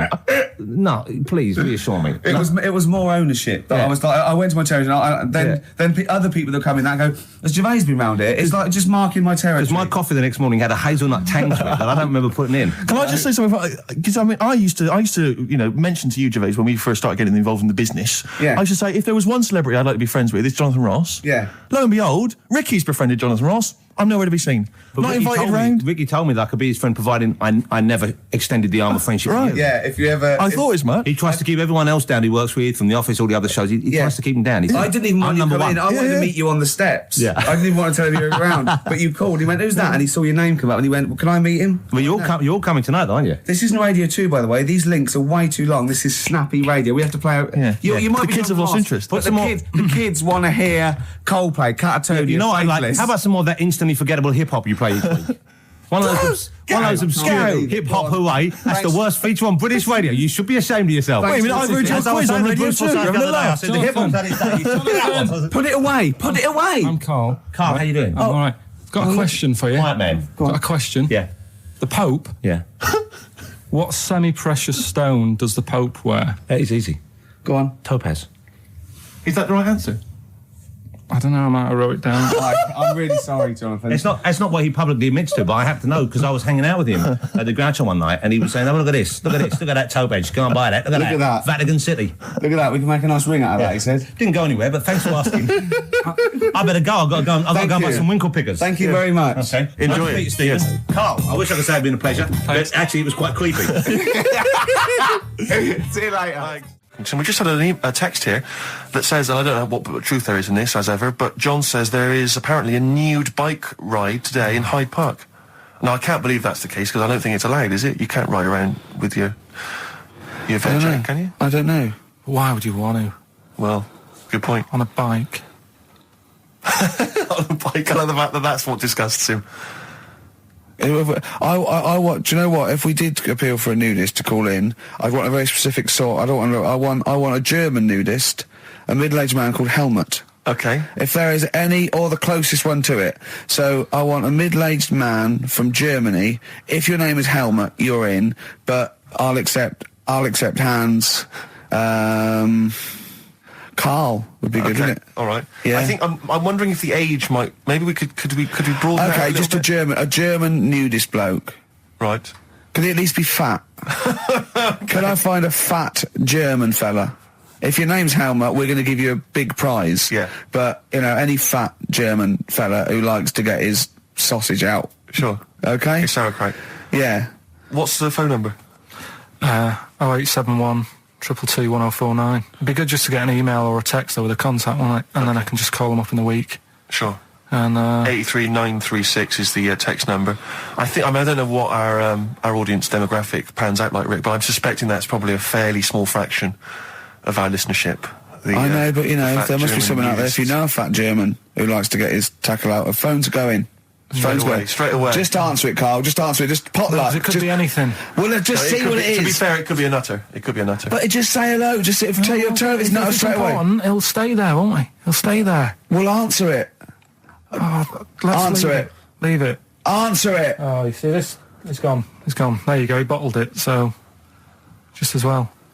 Well, you took too long to answer it. There's a vicar in Australia who started sort of doing his services and all that in nude. Hot, isn't it, out there?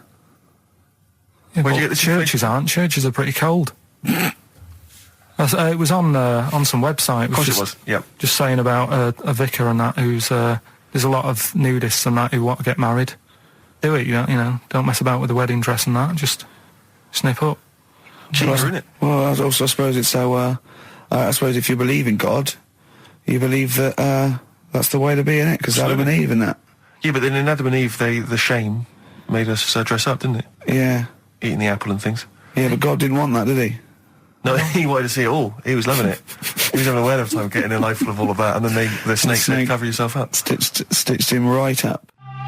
The brilliant Blur, Out of Time on XFM 104.9. One of my favourite singles of the year, and that's another thing. We'll be playing our favourite singles of the year, as well as our favourite clips of our own show. Rick, I imagine if people have got a bit of Christmas money, they're wondering what they can spend it on. Office DVD? Well, other than that, these guys have got some ideas. What, adverts? Brilliant. Ooh, those boys can rock there. That's the Guns with All Their Roses and Sweet Child of Mine. On XFM 104.9. I enjoyed that. Yeah. That was good. It rocks. I hope the audience was playing it loud like us. Yeah. Ricky Gervais, Steve Merchant, Karl Pilkington. Well, look at him yawning. How rude is that? Carl, what's wrong with you, man? Have you been up late? A little bit. Girlfriend was away, wasn't she, yesterday? Yeah, I always have a problem with that. I always have, because you don't go to bed, do you, early? Do you know what I mean? You sort of think, I just always find that thing that if, you're used to living with someone, yeah, one of you will go, let's go to bed, then you'll go, all right. But when you're on your own, you go, you just forget to go to bed. I just stay up. Okay, stop eating now, Carl. You've ate all the food. That's just a plate. All right. Okay. Yeah. No, I stayed up and watched, there was a thing on about Dracula. Right. What, Dracula? And I found a flaw in it. Go on. Not the fact that he's the living dead and and drinks blood to stay alive and he doesn't reflect. And he can in turn into a mirrors. bat. Well, and you can go on. The mirror thing, you can't look in mirrors, can he? Well, he can look in mirrors, but he can't see himself in a mirror. Yeah. That still doesn't work. Go on. It doesn't work at all, Carl. It doesn't work Go anyway. on. No. Well, Centre parting's always really neat. His centre parting's always... How does he do it if he can't look in the mirror? Blood on the floor or something it was called. Rubbish. I love the floor in the Dracula film is that his centre parting's too neat. How did he do it without a mirror? Oh. Was it a documentary about Dracula? No, Yeah, there was the real Dracula. The real Dracula. Yeah, the real Dracula. The It's true just a film. It had blood on the floor or something. It's called. Yeah. It's rubbish. We had a little lunch yesterday, didn't we? We did indeed. That was a nightmare. Yeah. I hate going out with you two. I was explaining to Carl, right? I like to excite Carl's imagination, right? And if it involves chimps or monkeys, all the better. Brains he likes, parts of the body, deformity. You know, I know where to, you know, what buttons to push. And I told him about this thing. I don't know if any of you out there know about this, but there's an experiment they did in the 50s, a clinical psychology experiment where there's your two hemispheres of the brain, okay? They're joined by a thing called the corpus callosum, right? Which is just a little flap of skin, like a little scarlet lead that joins your two hemispheres. And what they did, they cut that in half, and they thought it was a cure for schizophrenia, but what it turned out to be, or epilepsy, I think, I can't remember, was that your two sides of your brains didn't function together. You couldn't get information. I was telling Carl all this thing, and one of the things I told him was that they did it on a monkey, and it fought itself over a nut. Like its right arm was connected, you know, by its left lobe of the brain, and it was fighting over itself. And Carl went, instead of like thinking this is amazing experiment, he went, would it have been happy if you'd given it two nuts? Yeah, I know. Well, you started off by explaining it. And I remember you mentioned, because I was watching the two of you as you were describing it to me, you said, of course, one side of the brain deals with symbolism. And as you said the word symbolism, I noticed Carl drift away from looking at you, pick up his mobile phone and start pressing buttons randomly. And I thought it was the word symbolism that got him. And I noticed it took you just a moment longer. And I think the first thing you said was, when did I lose you? Yeah, I knew I'd lost him. It's extraordinary. And he doesn't even try to disguise I said it. nomenclature at one point as well. Right, yeah. And I knew I was dicing with death there. Yeah. But, but I told you tried to look it up, didn't you, on the web? You didn't find anything about it, did you? The spelling of it's, what is it again? What's the word? Corpus callosum. Yeah, so I couldn't do it. No, there's no point. Don't bother. Give up. Don't bother. Give up. So if anyone knows any interesting facts about that, But yours hasn't been cut in half, has it, Carl? That would, again, might explain something. I'll tell you what we will be talking about later. I don't know if you're sort of aware of them, Steve. Go on. Bonobos. Oh, I don't know much about bonobos. I told him about he was looking for stuff. I said, put in bonobo. He was having no luck with chimp. And they're a form of chimpanzee, but they're even closer to us, evolutionarily speaking. They've got their social groups are more like ours. They're more intelligent. And he was loving it, weren't you? So is it human bonobo Carl? Is that how it works on the evolutionary ladder? Chimp Carl. Yeah. Yeah. Talking about them. So we're talking about bonobos. You're excited about that? Yeah, That's coming up in monkey news? No, I think it's a bit of a monkey bonus. Because my auntie Nora, she same thing, pumped her with loads of drugs. She used to have a cabinet next to the bed is like boots. She's got loads of stuff, right, for all sorts of stuff. And I mean, she's not that old, but she's on loads of stuff, right? She's a bit coked up, is she? She called up my mum once. And, yeah, you told us this. Go on, tell it again. And she said, "Oh, how are you doing?" And that. She's all right. Bit worried though. My mum said, "Why? What's up?" She said, "I've been breaking wind." So she goes, "Well, you know." She says, "No, but this one is going on and on and on." And she was like, she was like, what do you say? What's like passing wind, farting for 5 minutes. one thing, not like, you know, trumping and then nothing. Yeah. Continuous drone of a fart. Yeah. I don't think she had. How big was she? She must be the size of a barn. No, she's not that big. She's good for her age. No, Quite but I mean, quite slim. No, It's but just- farting for 5 minutes. Where's all the gas? Was she circular breathing? Was she sucking it in with her mouth? It was just, I don't know that much about it. But she called up my mum. About 2.5 minutes in. Could you hear it in the background? 2.5 minutes in! 2.5 minutes in, she called my mum up, and it went on for a further 2.5 minutes.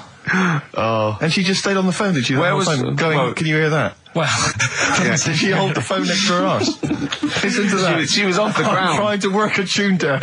she was actually hovering. She was 4 foot off the ground when they found her. The ambulance men. The cat's dead. Don't light a match. Don't light that cigarette. It's like that advert. The kids come home from school, switch on the light. Yeah. Then they see Granny hovering. There's the light on. Be careful if you have an elderly woman at home. Drugs make you fart. So that's what I'm saying, just let these people... What are you saying? No, wait, what are you saying? I'm saying let people enjoy the life they've got left. No, you're not. You're saying don't put them in hospital, leave them at home to die. No, I'm not. Give them a Rubik's Cube and let them die. That's what you're saying. Yeah, I'll tell you something now, right? Steve, I'll tell you something. I didn't want to do it because it brings the show down, but she did die. Who, the blue-handed lady? Yeah. How do you know? Because I said to my dad, how's the woman next door? She said, she went last night. They've got an old fella in there now. God. So, there you go. So, wouldn't it have been better to leave her at home where her friends and family can call and speak to her, even nip-dap round if they want, with a cat, I imagine. No, it's definitely a cat now. What was that cat's called that you imagine? Probably, I'm seeing like a big ginger one, so I don't know, something like, I don't know, maybe ginger or whatever. Maybe I had a budgie. But that's what I'm saying, just let him enjoy his life, because dying in hospital, I wouldn't like to do it. If I went to the doctors and they said, you haven't got long life left, I'd say, well, I'll stay at home. Yeah. And that's the point I'm getting at. Yeah. Right? If you can't do anything for them, let them enjoy their life. Yeah, a Rubik's Cube. Right, well, I remember, I think all kids go through a phase of shoplifting.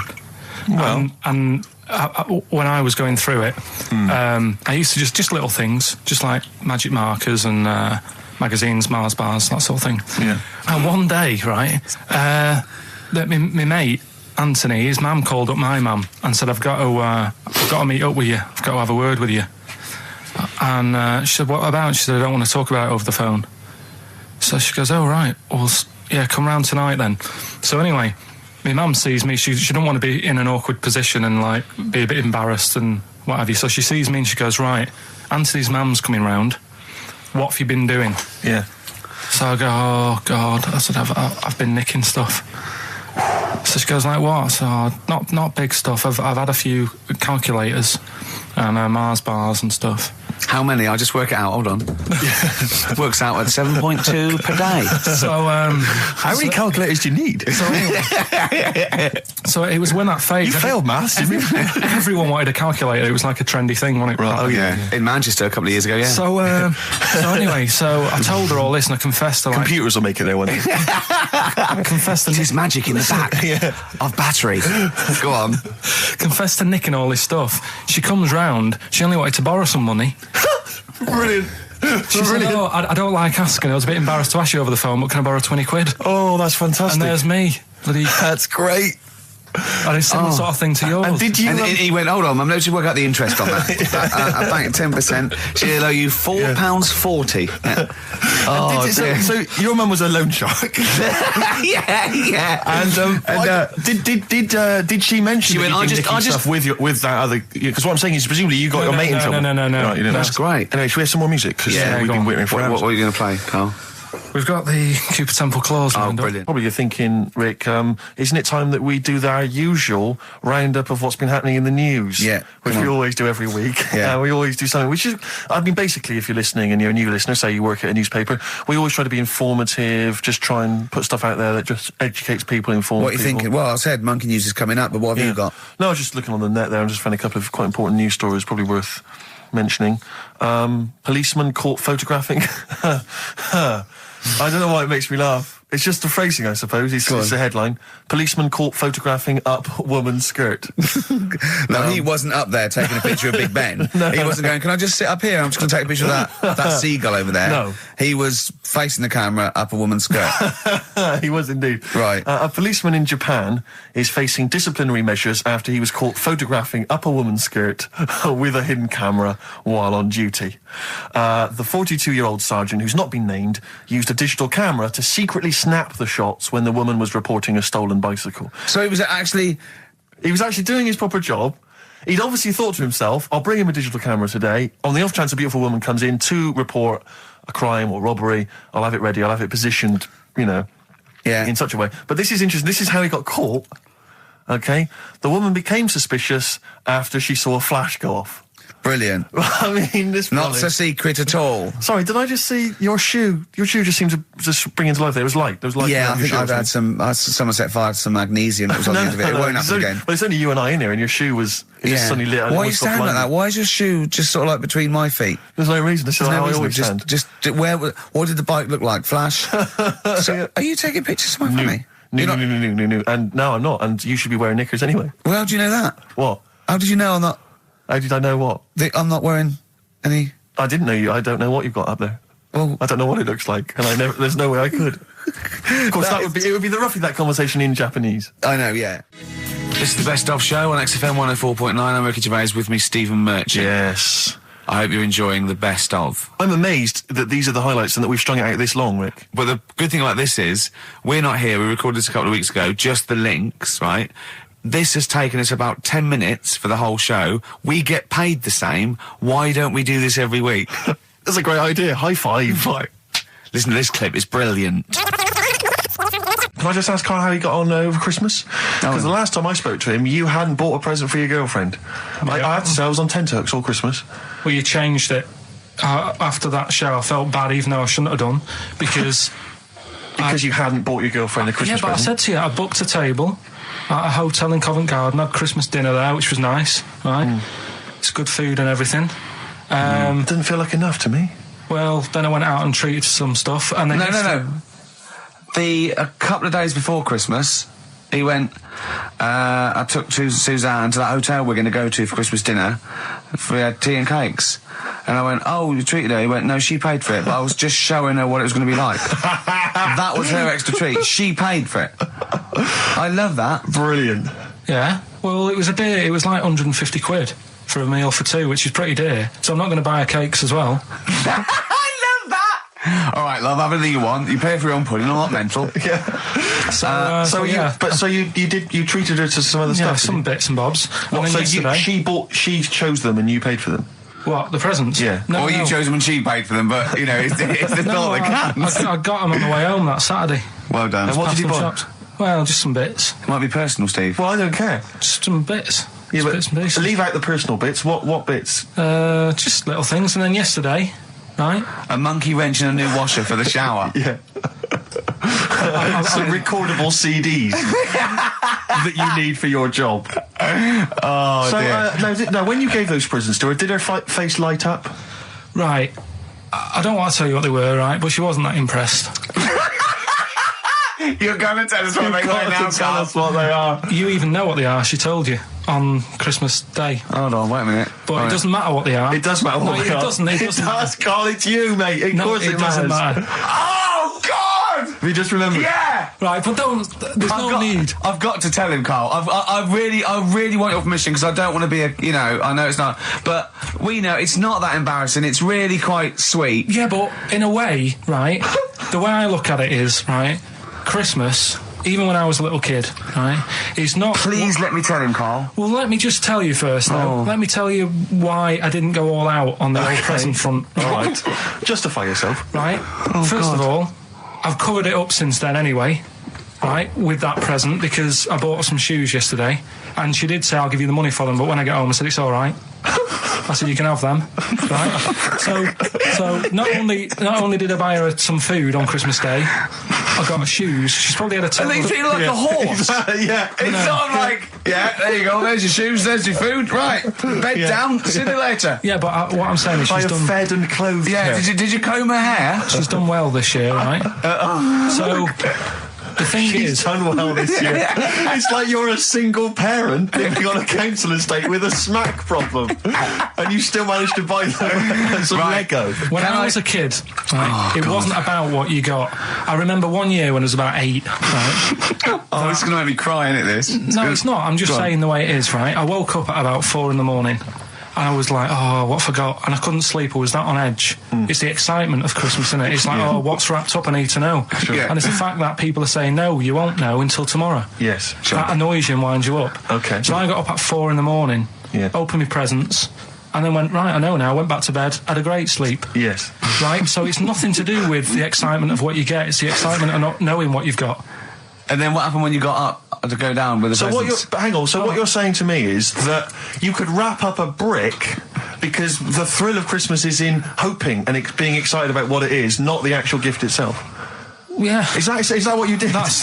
Did you get a brick? No, let me tell you now what he got. He got her a present, right? And she said, she came, I said, yeah, he got me. It was an industrial-sized packet of condoms. It was a joke gift. No, it wasn't a joke. It wasn't even a joke. I went home that Saturday after the year, past Boots, thought, might have something in here. They were on, like, some value. Right, you passed the Were makeup. they used? The makeup, you passed all the other... Past the makeup, stuff. past the lovely vanity cases. Yeah. The foot spas. Exactly. Yeah. Hold on. How much are these, love, for 100? Yeah. $4.99. Yeah. Do I get them reduced if I buy in bulk? So how many did you buy? What was it? I don't know, probably about 100. Right, okay. And is she allowed to use those with anyone? Did you wrap them? Can she just go out and have a wild Well, you don't need to wrap. They're already wrapped, aren't they? Oh. And then what did she say when she opened them? I No, just- wait. Carl, what did she say? Right, play a record and we'll come back to this. Oh, you're worse than my father. That's genius. Go on. Talking about this the other day. What was it now? Listen, the fella. Play a listen. record. Do you want, all right, All right, he's got it now. Go on. This fella goes to the doctors, right? Oh, right, okay. Right, if this is in any way apocryphal, stupid, illogical, impossible, right, you are never, ever speaking again on radio. So make sure this is at least possible. I'll tell you what, I'll even give you improbable but possible. So if anything that breaks the laws of the universe or logic, okay, that's all you have to avoid. On you go. Right, so this fella, right, he goes to the doctors because he's got earache. Right. Okay, if a chimp's living in his brain... Go on. So he's got earache, he's sat in the waiting room and his ears all bunged up and it's hurting a lot and what have you. So the doctor comes out and he goes, right? And because his ear's all bunged up, he doesn't hear it that well, right? So he thinks it must have been me, right? So he wanders in. Keep going. Anyway, I'm going to hate this. I can just feel it in my bones. Steve, I'm going to let you take over. Okay, Let's hear it. Come so on. the doctor says, sit yourself down there, right? So he sits himself down. He goes, right, take your pants off, right? So he's thinking that's a bit odd. Anyway, he heard that though. He apparently he took his tackle off. The doctor did some operation. What, there in the waiting room? No, in his office. In his office, yeah. What? Wait. So he removed what? His genitals. Yeah. In his office. Why, Carl? Because he hadn't called him in. Oh, he'd calling the bloke who wanted his testicles taken off, and he didn't hear it. What? So the doctor went out and said, Mr. Jones, who's here to whip off your cock and balls, just here and now, right?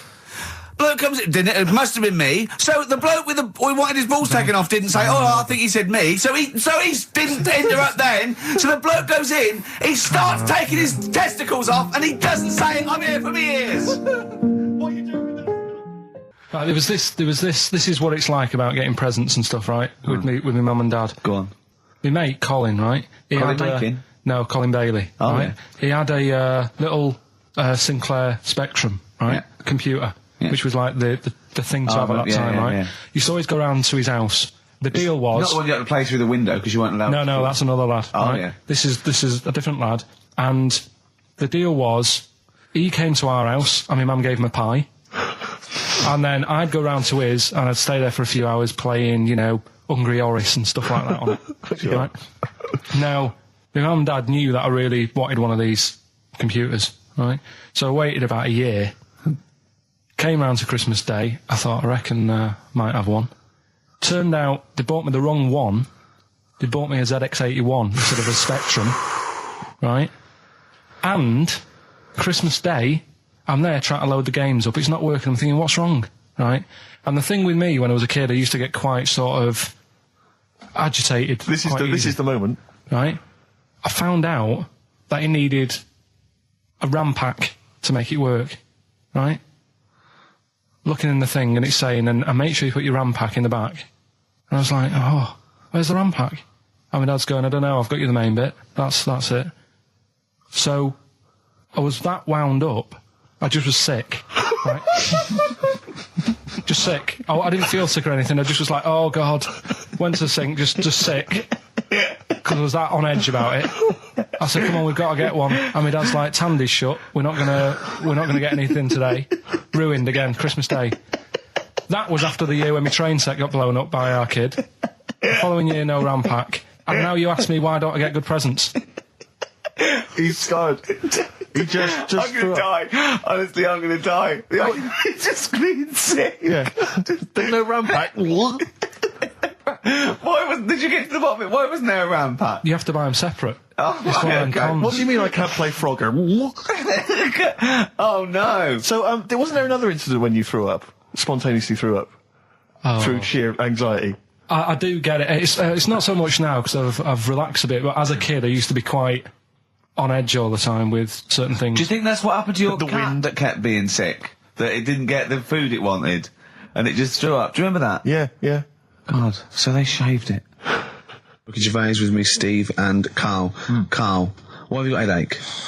You got a headache? Just a bit stressful because the moves on this week. Are you leaving house? Oh, by the way, the XFM listeners came round to my house and bought the futon and table. Did they?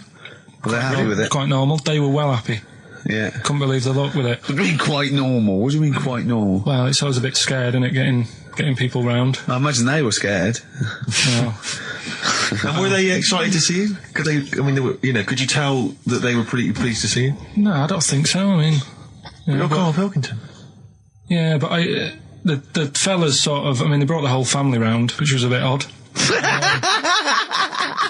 Well, it's not often they get the chance to visit a living freak. Anyway, no, they were nice. And you're moving now, yeah? He said he phoned me up today. You know, it was absolutely tipping it down. Right? He had to cycle in, right? Because he said, because of the move, he doesn't want to leave his bike round there. Right? And he said, and Suzanne, I can't say this in case he's listening, can I? He won't know. He said Suzanne's hired the oldest removal man in London. You should hear him. And the thing is, right, we booked him because everyone else happened to be booked out, but this fella's free, right? So he called up this morning. I've never spoke to him, but he was on the phone. He sounded about 90. Yeah. Carl thinks that he's going to have to do all the work. And the thing is, right, cheap. it seems to be All he cheap. wanted some Werther originals. Right, listen, it seemed to be cheap because it's £50 an hour. But how long is it going to take him? Yeah. Oh, that's So, genius. When's the move on then? When's the... He's coming round. He came round today to bring some empty boxes, and he was struggling with them.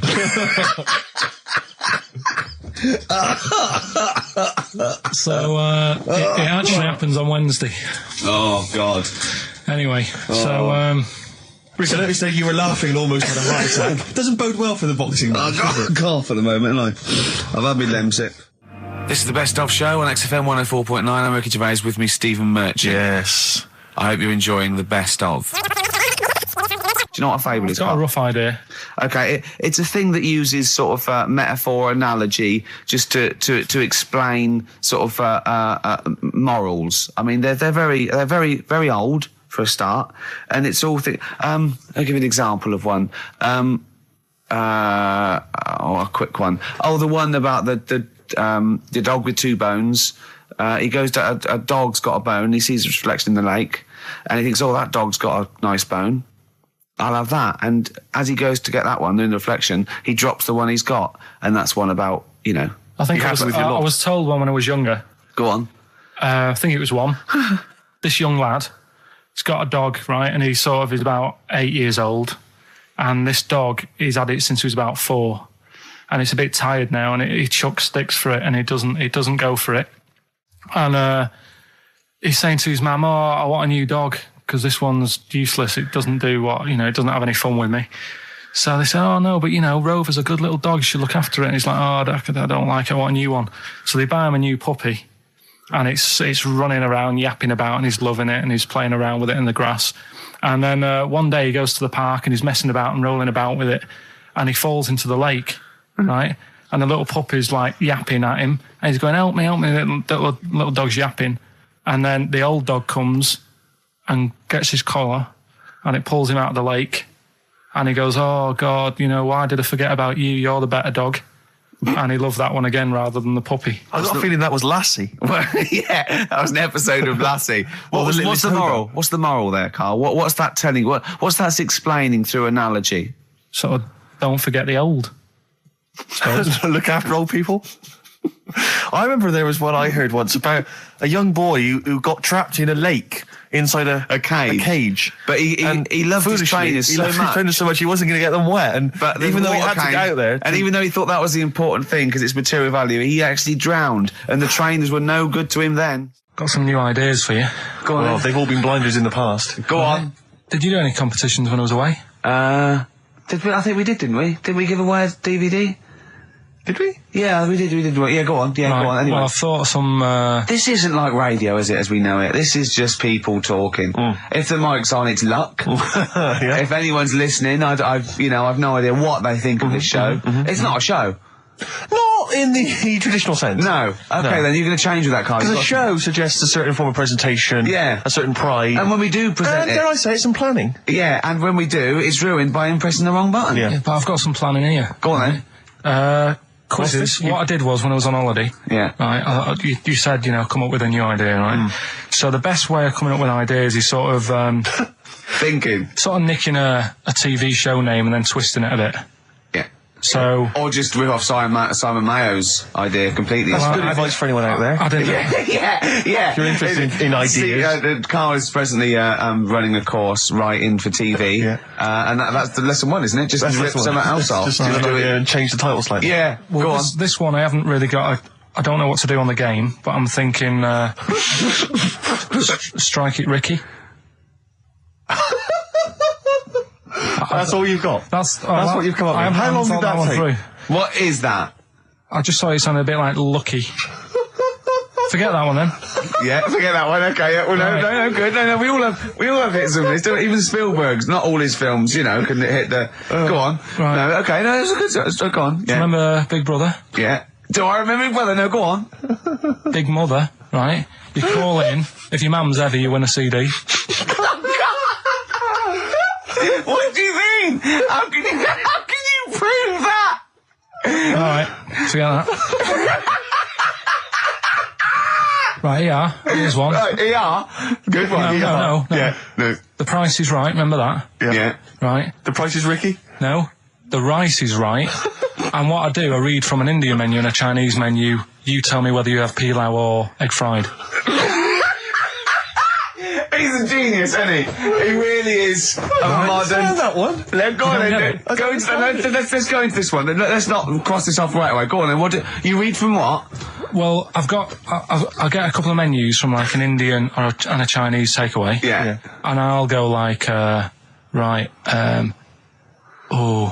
chicken korma. Well, could I just suggest that as it's an Indian, it'll be pilau, and anything you read out that is... Yeah, but you don't know which one I'm reading from. What, the chicken korma's Indian, isn't it? Yeah, so you go pilau. But then well, you might as well say Indian or Chinese. No, because then the name wouldn't work. The Rice is Right. Okay, yeah, I forgot you're working for the title backwards, aren't you? Okay, yeah. I'm so confused. I don't know where I am or what day it is. A programme that they've been in on Channel 4, right? Can you cross that out? We're not doing The Rice is Right either. I don't understand The Rice is Right. No, go on. I'll tell you that later. We'll have a game in the office, right? A game that they've been in on Channel 4, but has got really big viewing figures. Well, obviously not. Right. Or they wouldn't be binning it. Go on. Do you know 15 to 1?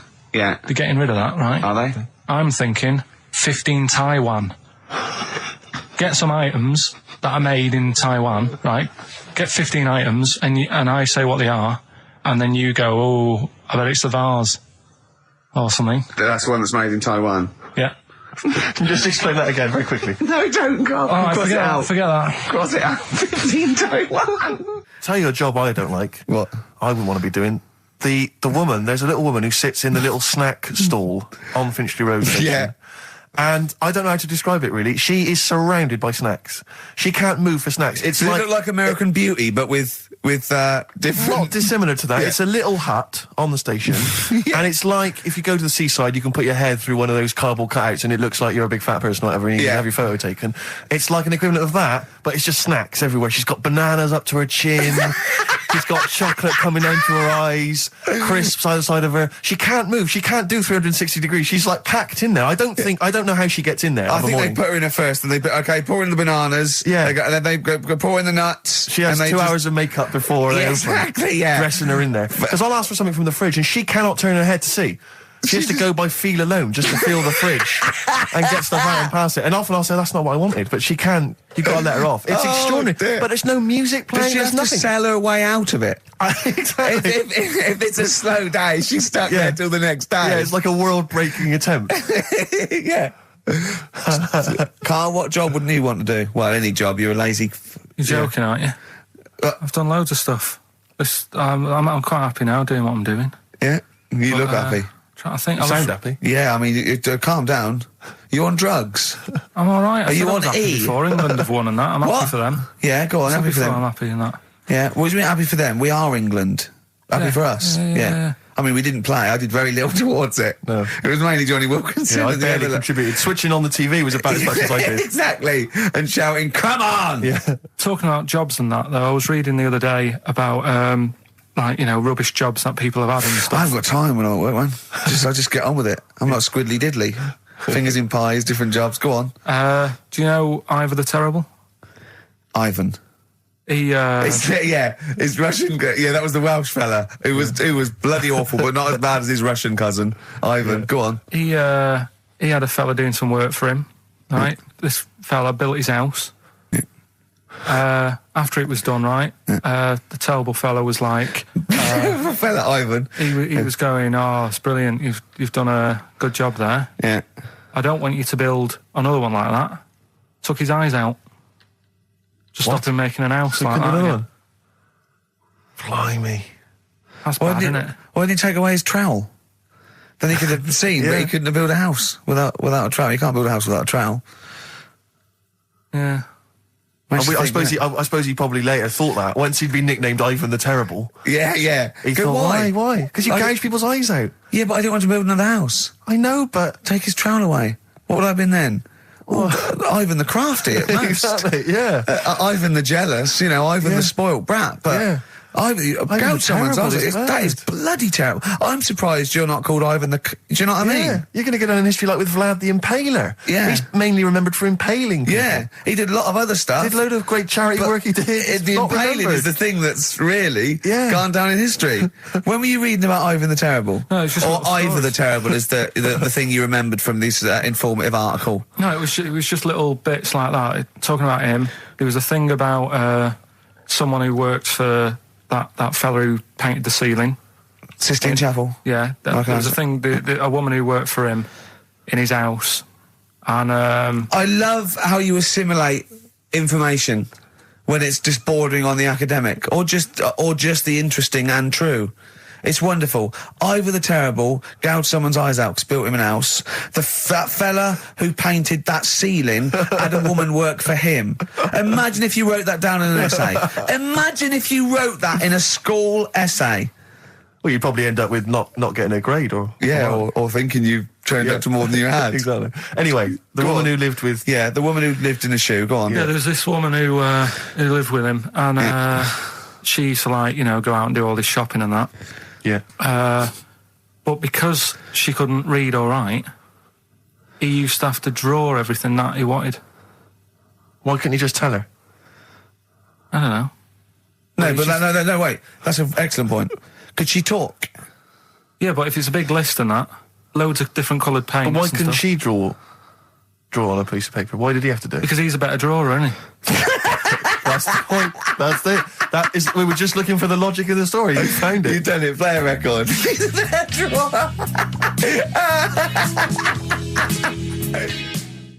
Clocks from The Coldplay on XFM 104.9. I'm Ricky Gervais with me, Steve Merchant, and back Karl Pilkington. Hey. He's raring to go. It's nice when you have a bit of time off, isn't it? Yeah, how long have you had off now? About then, 3 Carl? weeks. About 3 weeks, yeah. We can't do that because we're sort of self-employed and we'd be letting people down. But it's different when you get paid anyway, whether you turn up or not. But good to have you back. I'm never off ill. No, it's the first time I've been off ill. Like, well, no, I mean, just you're off 2 weeks and then you're off. No, I just wish I was the kind of person who could let down an audience of regular listeners. Yeah, but like I say... Well, no, we spoke to you, you weren't that bad. A cold, you don't go home for a cold. We were discussing this last night in the pub, and, you don't go home for a cold. Okay, so moving on, what have we got then? We've got some great songs. I've brought in the Smiths, I've brought in Buzz Cox, I've brought in Neil Young. I know Steve's got some hip-hop. Some great hip-hop. I've got some great Elvis Costello. It's going to be great. Carl, come on, concentrate. You've been away for 3 weeks. Just annoyed. No, stop saying that. What? You're annoying me now. Why? What are you do? Go home ill? Oh, he's annoyed me. Oh, has he? Yeah, I got a bit of headache. I'm a little bit annoyed. Can I have some time off but still get paid? Yes, of course you can, Steve, right, he called me up, winding me up about this. And, right, I'm 30, right? I'm 30 now. I can only remember being off 2 times. Oh, his memory's going as well. You had some time off. And both of them were when I was at school. What's school? One when it was windy. Why did you have time off? Because it was windy. But to be honest, Carl, that lasted for 7 years. Your time off at school. Why did you have time off? Because it was windy. Were you windy, or was it windy outside? No, it was like when... Your auntie wasn't out the window, was she? When the winds were bad in the 70s, and my mum said, oh... What? I remember space operas and flares. I don't remember the winds being bad in the 70s. Well, my mum just said, you might get blown into the road, so don't do that. She had so much faith in you, didn't she? As a human being. Is that why she got fired from the pie shop? I'm not coming in today, I might get blown into the road. God. The funny thing it was, right, Steve, they had this thing going at school, because a lot of people used to wag it back then. Right? Used to what? Wag it, sort of not go in. Yeah. Right. And they sort of tried to make it interesting for you by giving you an education. A certificate if you did a full week. Reward for the rest of your life with achievement. That sort of carrot. And also, like, let you go home at 3 o'clock on a Friday. Right. If you'd done a full week and that. Yeah.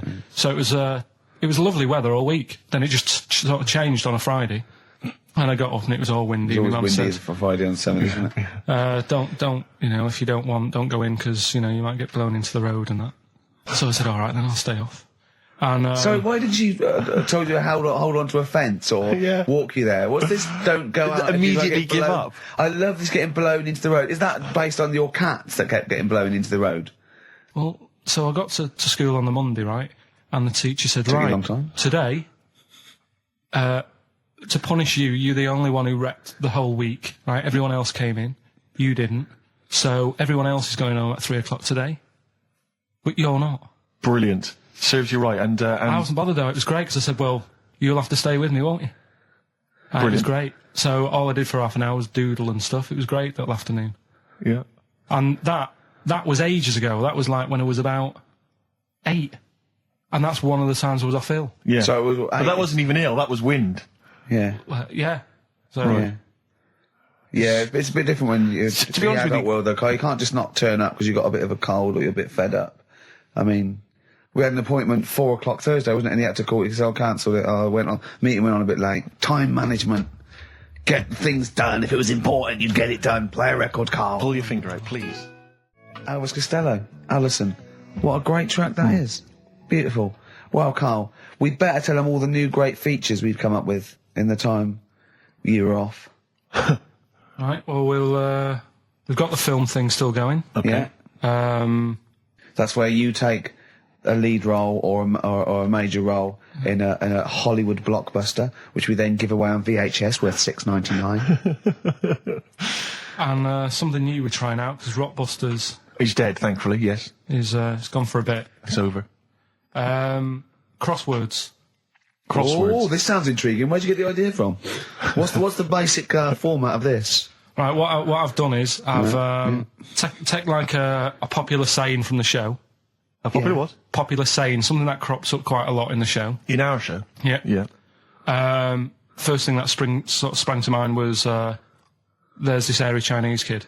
Oh, classic. But more commonly, it would be something like, Carl, you're an idiot. Yeah, play Carl, record, you you're idiot. a fool. Carl, you're a fool. Oh, what did you mean you let us down again? Yeah, You Carl, should where have you here. been? Yeah, you've got a headache, have you, Carl? You better have a lie down. Typical phrases like that, Yeah, sure. typical phrases like that, yeah. Carl, you're a loser. Yeah. Oh, yeah. Right. And what I've done, I've got a load of different songs and took words from the different songs and then joined them together to make There's This Hairy Chinese Kid.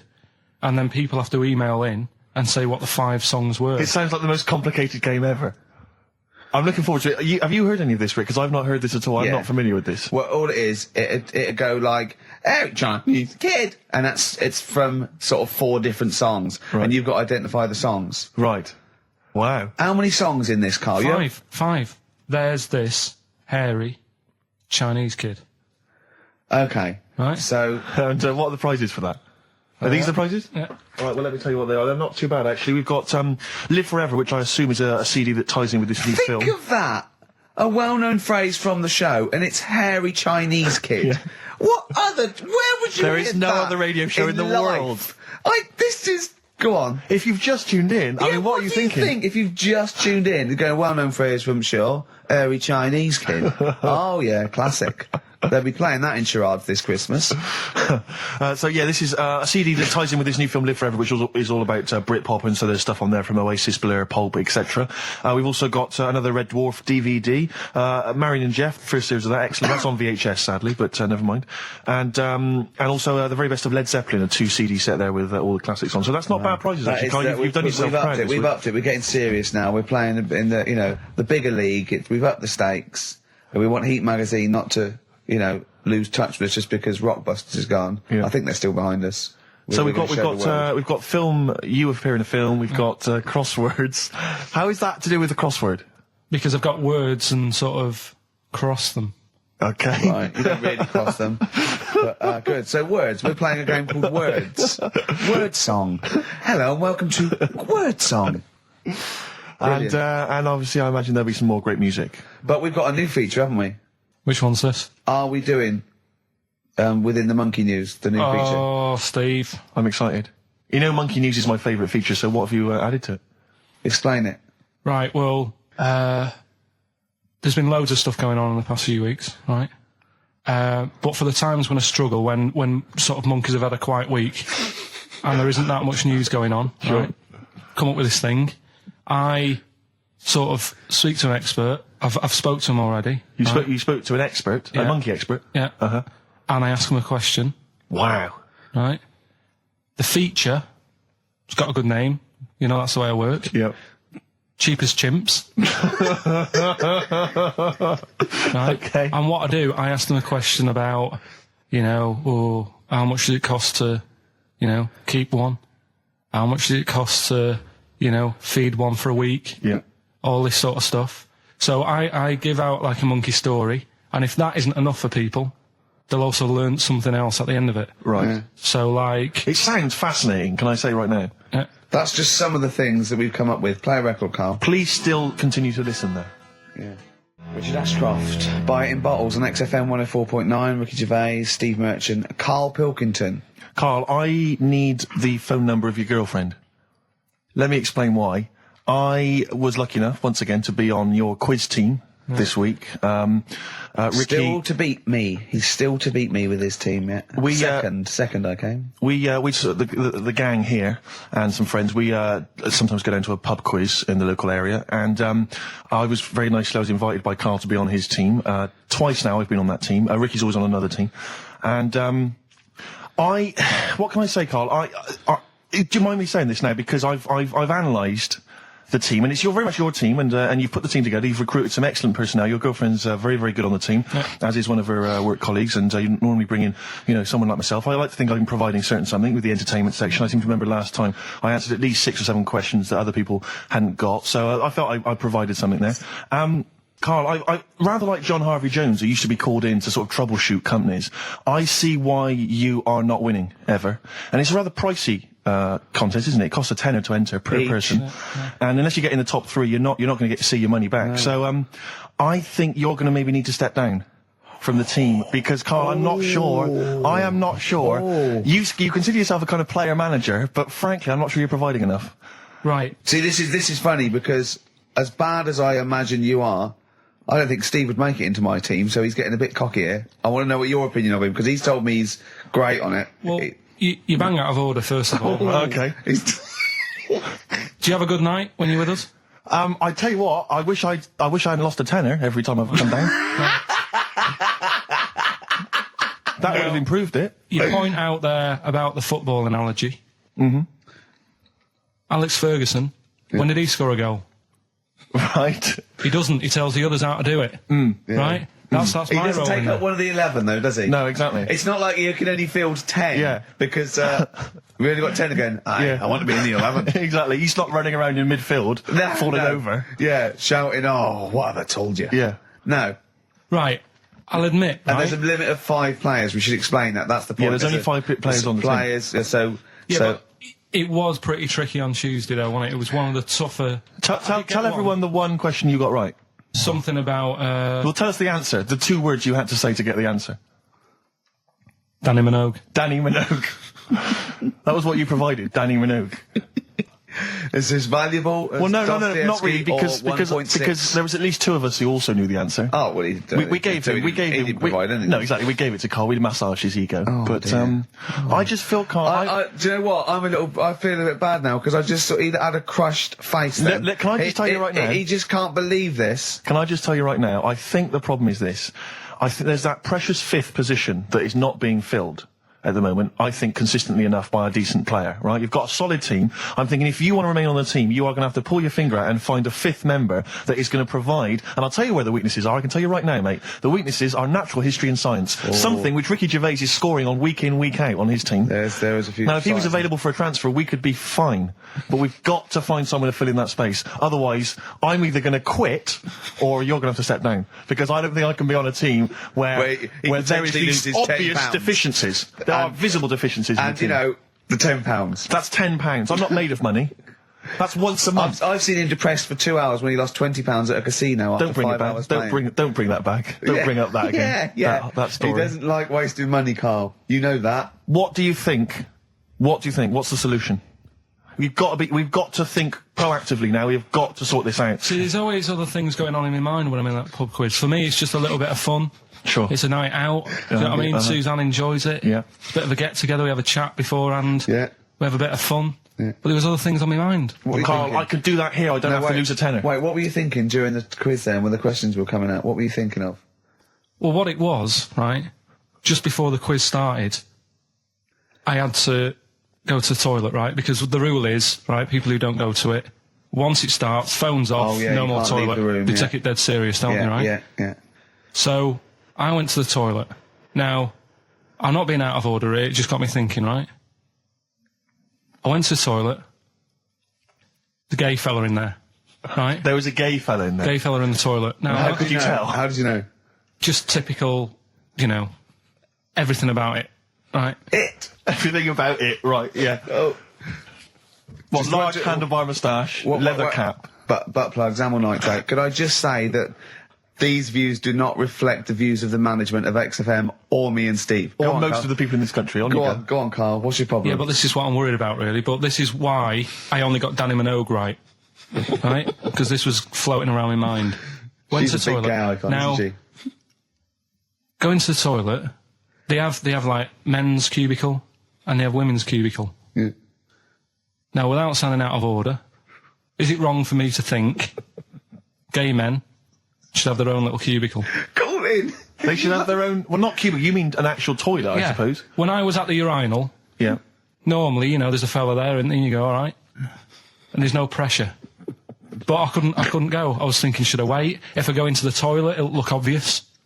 Yeah. I had loads of pressure, and this was going on. What were you worried about? I'm so sorry. What were you concerned about? Viewers? I'm so sorry. Well, it's like, right, listen, when I was a kid, right, and it's all right for you to go into women's toilets when you're a kid, it's like, oh, it's a bit cute, right, as long as you're not, like, over 15 or something, right? Right. But when I was a kid, I went into a toilet, and women, when they use their little cubicles, they don't shut the door. Some of them just sit down on the toilet, right, and you see everything, and... No, seriously, that's probably one of the first times I saw, like, a woman. Yeah. That, right, and my Auntie Nora when she was staying over. What happened with your Auntie Nora? She was, she's into wearing caftans. Into wearing what? You know, caftans. Oh, yeah. What are caftans? Big, bellowy sort of dresses. Right. And, yeah, I used to sit on the floor at home in front of the telly. Sure. She was on the chair behind. Yeah. She did a bit of a sort of a Sharon Stone scene. Oh, God. Yeah. Did you see it? There was no underwear? No. What age were you? What was it like? What age were It you? was like a ripped tennis ball. What? Right, we're off air. We're off air. Either that or put us in for the Sonys. Iced tea. That's how I'm living. A bit of old school hip hop. Where's our tea? All right. Good point, yeah. Go make me a cup of coffee or something. Well, before you do that, can I just qualify something? I'm a little bit concerned about your toilet discussion. What exactly is your point again? I was just a bit bemused. You see, it's a tricky one. All I'm saying is, right, there I was at the pub quiz. I go to the toilet, not thinking about anything. I try to go, right, there's a little gay fella next to me. I love this little gay fella. Now, the weird thing is, there's nothing stopping him having a little glance, right, because he's allowed in the fella's toilet. Yeah. Now, I'm not allowed to go into the woman's toilet and have a little look round. Right. So all I'm saying is, should they have another toilet area? What, for gay people? Yeah. And so this would be gay men and lesbians? Is that going to complicate things? Well, I mean, I can only assume. I mean, to what point? I'll ask you a question, right? If you're intimidated, that's a shame. But you know, most gay men aren't looking at your knob. You know that. What do you mean? I can only say that 99.9% of gay men who use a urinal standing next to what they assume is a heterosexual man aren't looking at his knob. And what they're doing then? They're emptying their bladder. No, but the thing is, I can't talk politics, Carl. You're saying, like, you know, about would you have one toilet for lesbian women and gay fellas, right? What does that mean? Yeah, would it be mixed? Would it just be? Well, would it have a man on one? That's heterosexual man. One little picture of a woman on the other, and then what? What would the little icon be? A man and a woman. A man and a woman. Just having a chat. Yeah. In pink and dot lines. But you couldn't mix them, because then what would happen is you'd get people who are going, oh, I'll play up to this a bit. Or pretend to be gay. And yeah, you know, sort of grow a moustache and shave their head. And pretend to be a lesbian. Right. Yeah. So, I see. So you have people pretending to be gay so they could go in and have a look at the lesbians. Yeah. Right. So that would mean that we need 4 cubicles now, would we? Yeah, no, this is fine. 4 cubicles. So every pub How now... many toilets do we need at Every the pub's moment? now got 4 toilets. Oh, Carl, bisexuals. Yeah. Now, interesting. Bisexuals. How many toilets do we need now? Call the council. Do you use any? Huh? No. No, because they're interested in everything, aren't they? Because the little bisexual fella will be looking at your knob. Right, with them, what you do, you just have a door, you open it, and there's one urinal there, so you can't get a queue. They have to sort of wait. I just thought that, well, why can't there just be a thing between the urinals, so no one can look at anyone else's knob? Wait a minute. Just to go back to Ricky's point, what stops, even if we've got the toilet for gay men, what stops the gay men who want to have a look at your willy going in the regular toilet and pretending that they're straight? Most men don't Who's going to police this? wear gay across their No, head. exactly. They don't have a tattoo. There's no branding yet in the British house where they have to declare. So we're going to have to expand this. What So we've do all got to carry identity Do you know cards. you can see a gay, can you? Coming a mile off. No? No, I'll just hold it in next time. No. Can you tell gay men? Do you know a gay man?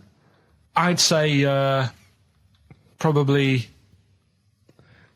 if you did if you lined some people up and said, point them out, I reckon I'd get... But hold on, we're not talking about people dressed in leather with the arse cut out and an handlebar moustache. Yeah. We're talking about, the everyday, No, non-seen... of course. Well, yeah, but I mean, suppose I put you in a room and there was 10 naked men, right?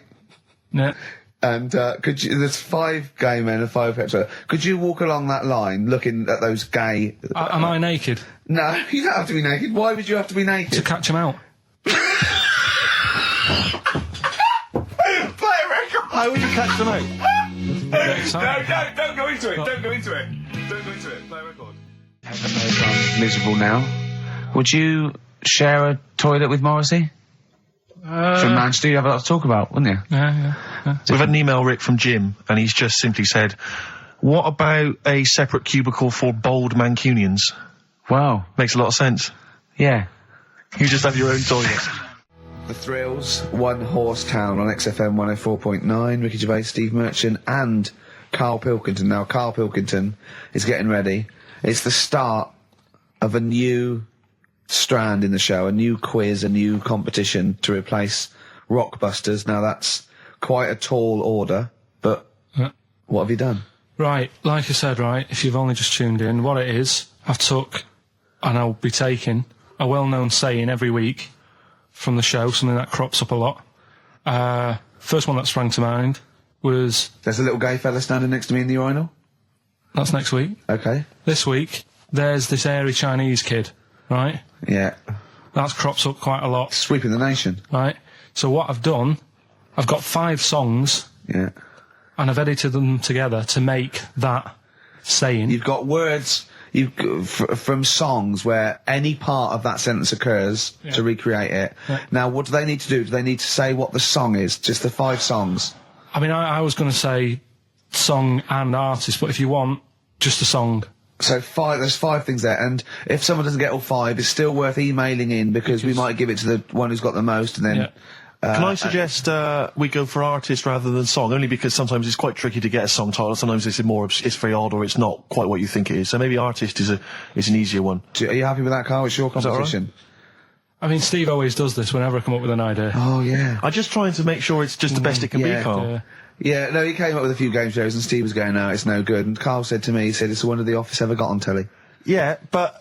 Well, we shall see how Cheapest Chimps plays out, but frankly, the fact that you said to me, Steve, I've come up with the best game show ever, it's called Cheapest Chimps, what's the idea? I don't know, I just like the name. It's something to do with chimps. I thought, well, I'm not sure that's the best game show ever. And what was the other one you came up with that you told me about? I think a few people will be disagreeing with him, Carl. I think people will say that Cheapest Chimps could be the best game show ever. You know, when I was at school, people like you, I really didn't like. You're a stirrer, Gervais. He flits, doesn't he, from one side to the next, Carl. The one thing, we may argue, mate, but at least we're consistent. Ricky Gervais flipping from one side to the other. One day he's on Carl's side. When was the last time Steve wrestled you to the ground and got you in a leg clamp?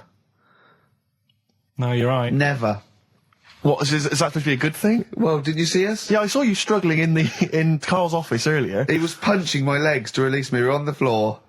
And I was squeezing him with my mighty legs, wasn't I, Carl? Right. It was like, I imagine that's what a crab feels like when an octopus has got it. We were playing that, weren't we? So anyway... So, I'll play you this clip now. It's 10 seconds long. We'll play it a couple of times because you'll need to take it in. Mm-hmm.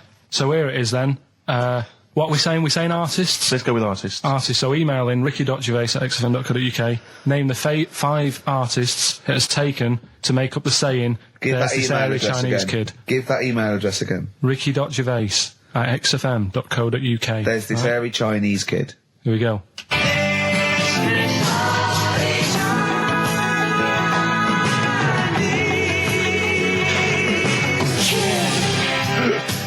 Play it again. Play it again. There we go.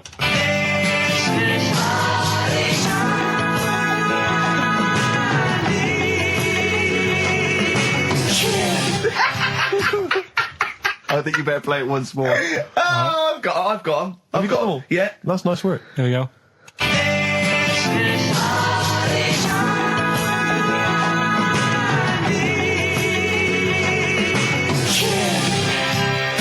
I can just remind you now that the prizes include a Red Dwarf DVD, Marion and Jeff, the first series of that on VHS, a Live Forever Britpop CD, and also the very best of Led Zeppelin. Let's play one of those actually while we're here. Brilliant rock and roll. One of the prizes on Carl's competition this week is the very best of Led Zeppelin. That's obviously rock and roll. We've also got a Live Forever Britpop CD, Marion and Jeff, and Red Dwarf.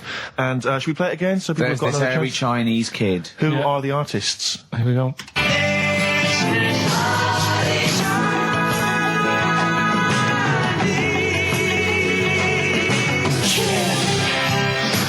It's tricky. It's not very easy. Once more. One more.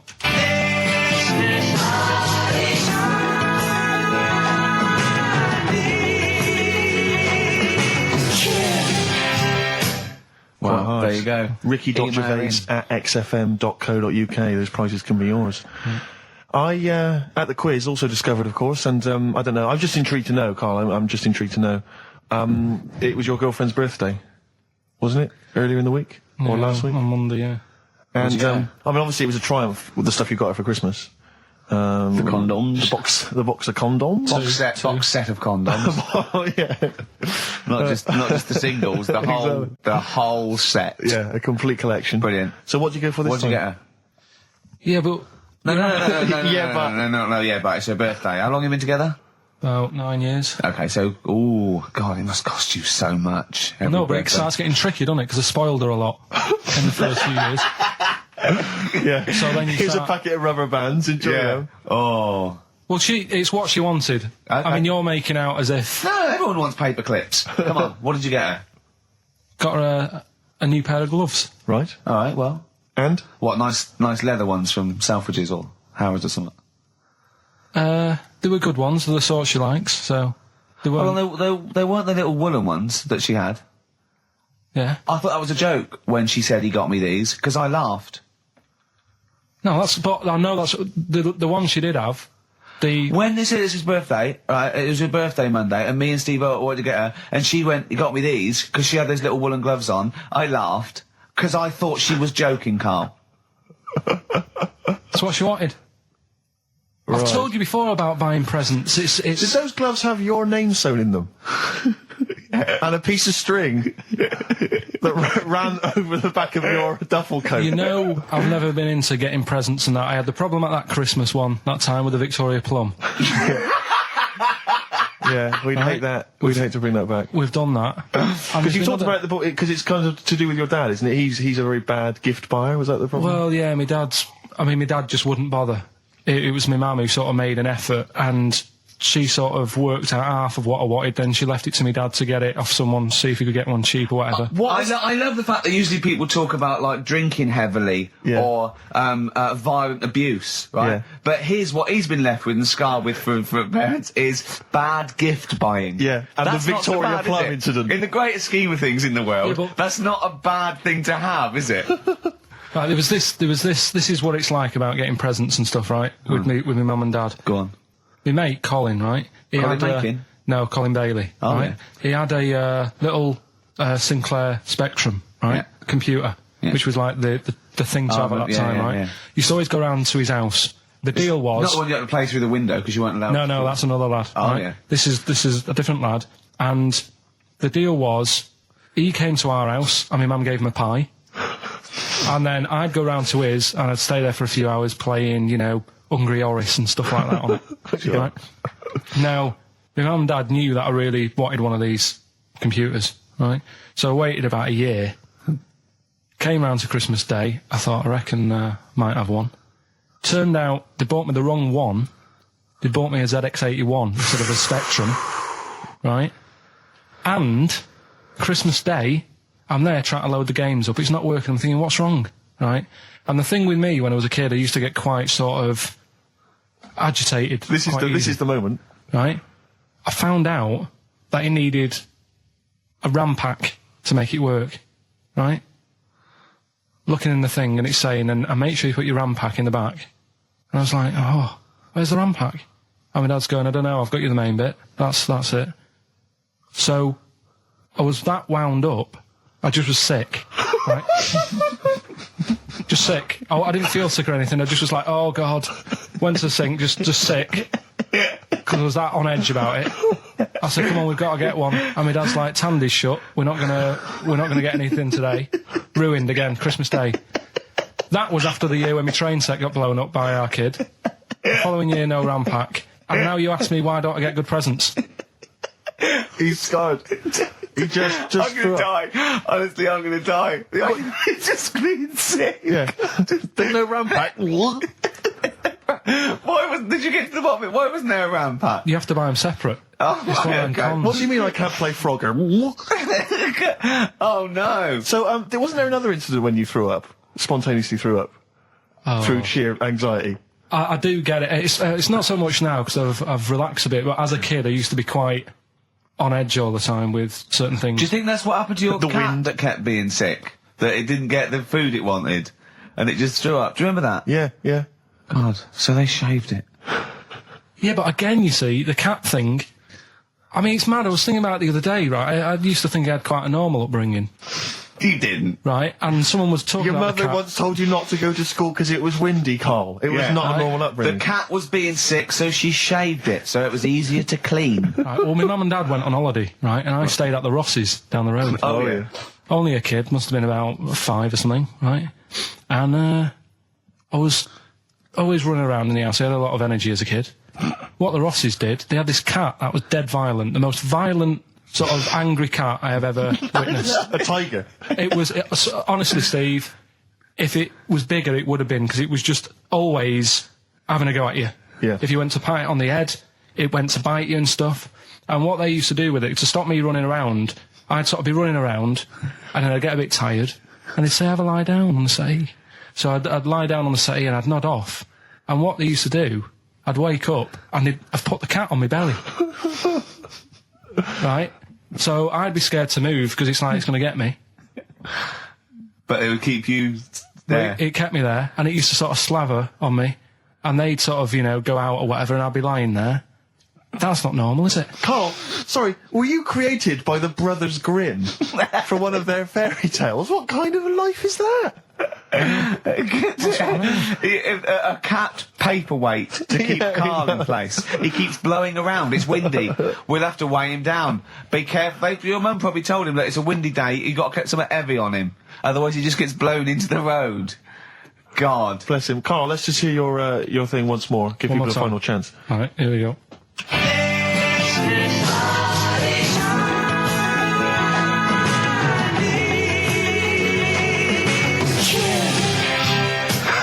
Ricky.Gervais at xfm.co.uk. Strokes someday. Do email in if you've got any of these, because most people have only got 3 out of the 5. Only one person's got 4, and they haven't got the second bit, the this of there's this hairy Chinese kid. I reckon if you've got that, I realise that I've only got 4. I got that one wrong, so that's the one to get. All right? Ooh, those chili peppers are quite hot. Can't stop. XFM 104.9. I'm Ricky Gervais. With me, Steve Merchant and Karl Pilkington. All right. Carl, you know what the time is? Bong. Monkey news. Yeah. Right. Imagine if Trevor McDonald started like this. Yeah. There's been a lot of stuff going on that with monkeys. Oh, yeah. I was mentioning earlier how we're sort of making the feature grow a bit, right? So I'm thinking, I haven't told you, Steve, either. I've actually been asked to write a thing about monkeys. A poem? No, for a magazine called Something Apes. Right. They want me to do like a column, 500 words. About apes. About monkeys? Anything I want on monkeys. Anything. What are you going to write? Don't know. Think about it. Well, give him a typewriter. We'll come up with Shakespeare eventually. Yeah. You could write about that. Why didn't you write about that? The fact that you don't believe it. You don't believe that an infinite number of monkeys could type with Shakespeare. Because you reckon most of them hadn't read Shakespeare, so they wouldn't know some of the spellings. Exactly. It wouldn't happen. You idiot. Get on with it. All right. There's been a few things, but one that springs to mind is they found a load of monkeys somewhere. Right? This is brilliant. Yeah. I mean, imagine this if this was news. Yeah. Go on. Where? Somewhere. I think it was in 17th century? it doesn't matter that bit. Right? Okay. Find a load of monkeys that are having a good chat. Go on. They're having a good chat. All right. They found monkeys that can talk. Yeah. They've worked out they've got about 534 different words that they're using to have a chat about stuff. More than you. Yeah, what do they chat about then? Just, things that monkeys are worrying about. Just, where do you get that from? Who does your hair? You going out with her again, are you? Yeah. Oh, yeah. Have you seen that? Sorry, you can't just leave that. No. I'm just intrigued. I'm just intrigued to know what else. Is there any? No, I mean that. Were they discussing the humanity? Did you see that program on Channel 5? Yeah. He can walk upright. Yeah. was good, But wasn't I mean, what, Did you what see do how well do you hung mean he they was? taught them? They taught themselves this language. Yeah. Where is this? In the wild, is this? Is it? Not sign language. It's but in some jungle somewhere. They found these monkeys. He heard some explorer was over there, cutting through the woods and that. and he heard his name, Heard and he thought, "That's what he went. What do you want, Ronnie?" He went, "It wasn't me. I didn't say. Yeah. I didn't say. Oh, Snodgrass. Where'd you get that gun?" Yeah, exactly. Well, it's only me and you here. Yeah. It's weird, isn't it? No, it's not weird. It's not true. Well, right, come on then. What's next? Once again, well, what I'm thinking. Well, I mean, that did happen. So, well, And to sort of add to that feature, that's not true. we're doing Cheapest Chimps. Right. Can I just say now to the audience, if you thought that Rockbusters was bad, if you thought that piece of rubbish earlier about the Chinese hairy kid was bad, I'm suspecting this is going to be really not very good at all. I'm just pointing the finger. What do you think of it? What do you think of his negativity, Carl? He keeps doing it. I just don't think you should start with the name of the quiz first. This is my only concern. You come up with Cheapest Chimps, and now you're trying to construct a game around that. And I'm not sure it's a proper... Well, okay, what is the game? Let's hear it. Right, it's about a chimp, right? Surprising. Spoke to an expert about him. Who was the expert? Someone at London Zoo. Okay. How many bananas do you think the little chimp that they've got at London Zoo eats a day? Right. How many bananas is a little chimp at London Can Zoo? I call in for this? No, I'd leave it. I'm just testing it out on Steve because we've already got an email thing going on here. So how many bananas do they eat a day? One chimp per day, how many bananas? Yeah. How many bananas does a chimp eat a day? And does this mean that... Because sometimes I've seen them on the telly, they peel one, they'll just eat a bit of it, then they'll throw it away. We're talking a whole banana? How many bananas does it eat a day? How many bananas do you eat a day? Getting angry. Come on. Well, I'll try and have 2 if I've got time, but I'm pretty busy. Well, I'll go swinging on your tyre. How many do you reckon? I think a little monkey, tiny little monkey, per day, over the course of a day, I reckon he probably eats 15 bananas. Right, Ricky, what are you going for? Little chimp at London Zoo. But hold on, but presumably they don't only feed it bananas. So Okay. so the question is... It's how many bananas does it eat? Come on, Yeah, but Rick. how many does it get given? It would eat 15 if it was given 15, but it might be given one slice of banana, 15 oranges, 200 potatoes and some lettuce. How many bananas does it eat? Come on. Have a guess. 5? Yeah. Right. It's only 1. Yeah, because it only gets given one. Cheapest Chimps. What? So it's pretty cheap to have a chimp. Right. I'm on your side now, Steve. I don't understand what happened then. So at the end of it, you always shout cheapest chimps. Is that what? That's the quiz, is it? Oh, play a record. Carl. Wait, so is that it? Is that seriously Is it? that it? Was that the first instalment of Cheapest Chimps? Yeah. We'll have to see what the press say about this. And why does it only eat one banana? Because it only gets given one banana. I think that's all it wants. No. So you don't even know. You didn't even bother to No, ask him. it wouldn't just get given one banana and nothing else. It would get given banana and then lots of other stuff like apples, oranges, carrots. It would get given a balanced diet. Cigars. Yeah. So it's just how many do they give it at London Zoo? I look forward to playing this again. Who is he and what is he to you? We have not had any successful answers on your quiz, Carl. We've had people who've That's got what you get a when you maximum put of 4. a duck in a microwave. Yeah. Bill Withers. Nice. All right. Cheers. So I'm not talking about Cheapest Chimps. That's safe. That's going to run and run. Yeah, that is going to run and run. That's really got legs. I'm going to check the press Monday. I can only assume it's a triumph. Exactly, another Pilkington triumph. Yeah. I'm going to give the prize, if you don't mind, Carl, to Karen and Jeff Gillian, because they were the only couple that got the second answer, which was very, very But tricky. they got 4 today. But they only got 4 But right. 4 is the top answer, so should we give the So answers play it, now? Carl, and then tell us who each one is. Right.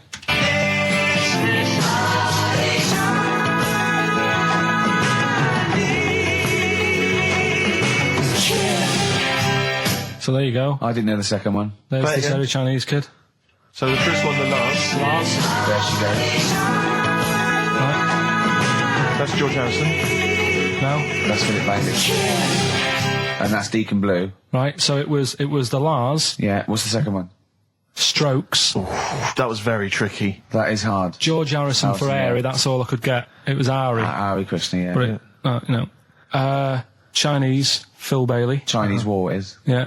And Deacon Blue, Real Gone Kid. Real Gone Kid, yeah. There's this airy Chinese kid. Very, very hard. I love the fact that the normal bit of that, like, the normal bit is like the well-known phrase, there's this hairy Chinese kid. Yeah, exactly. Like, nothing happened there. That's normal. There's this hairy Chinese kid. As a phrase that often... In fact, you're right. We must have said that phrase 20 times today.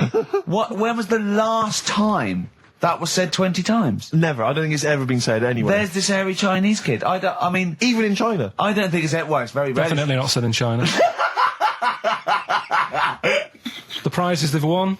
The prizes they won: Red Dwarf DVD, Live Forever, the best of Britpop, Marin and Jeff on VHS, and the best of Led Zeppelin. Well done to Karen and Jeff Gillian. I've also seen no proof of this hairy Chinese kid. None whatsoever.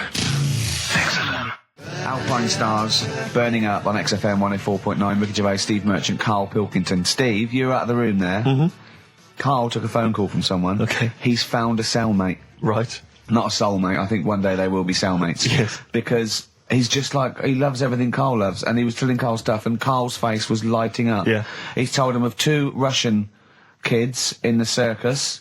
They're covered in hair, and their mum tells them off because they're covered in fleas. Carl said, see, that annoys me again, innit? They do something else. And the bloke went, yeah, they should just make money out of being hairy. And Carl went, exactly. And he said, have you heard of the three-legged juggler? And the bloke went, no, what's that? He went, that annoys me as well. Because he thinks they shouldn't have done juggling, they should have done football. Do you know what I mean, though, Steve? What do you mean a three-legged juggler? What are you talking He's a about? famous three-legged juggler. Oh, he's mega famous. He's like the Beckham of wherever he's from. But the other day I was looking in, I don't know, Bizarre magazine or something, right? And there was this fella who, he had no arms. So you saw a picture of him. His job was fixing watches. Did it with his feet.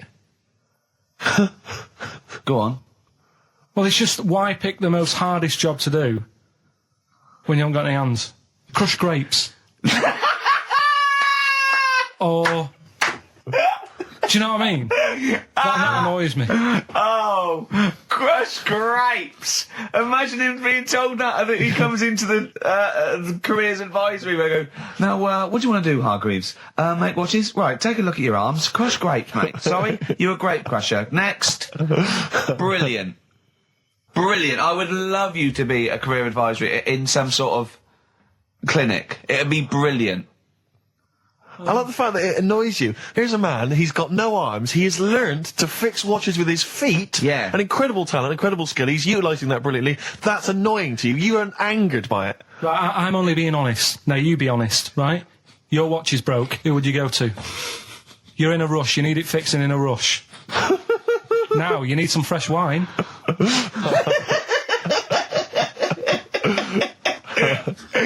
Be honest. Oh, you're amazing. But what's this thing that you've been talking about, this video? Freaks, right. It was a thing that was banned for like 50 years. I think it's been taken off again, but I don't know why, if it's just been deleted, right?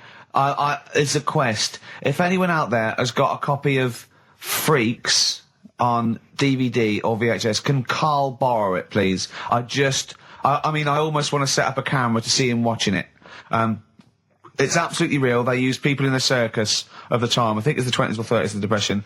And there's people, there's coneheads, there's a bearded lady, all genuine. There's a bloke they call the Human Slug who's got no arms and no legs, Carl.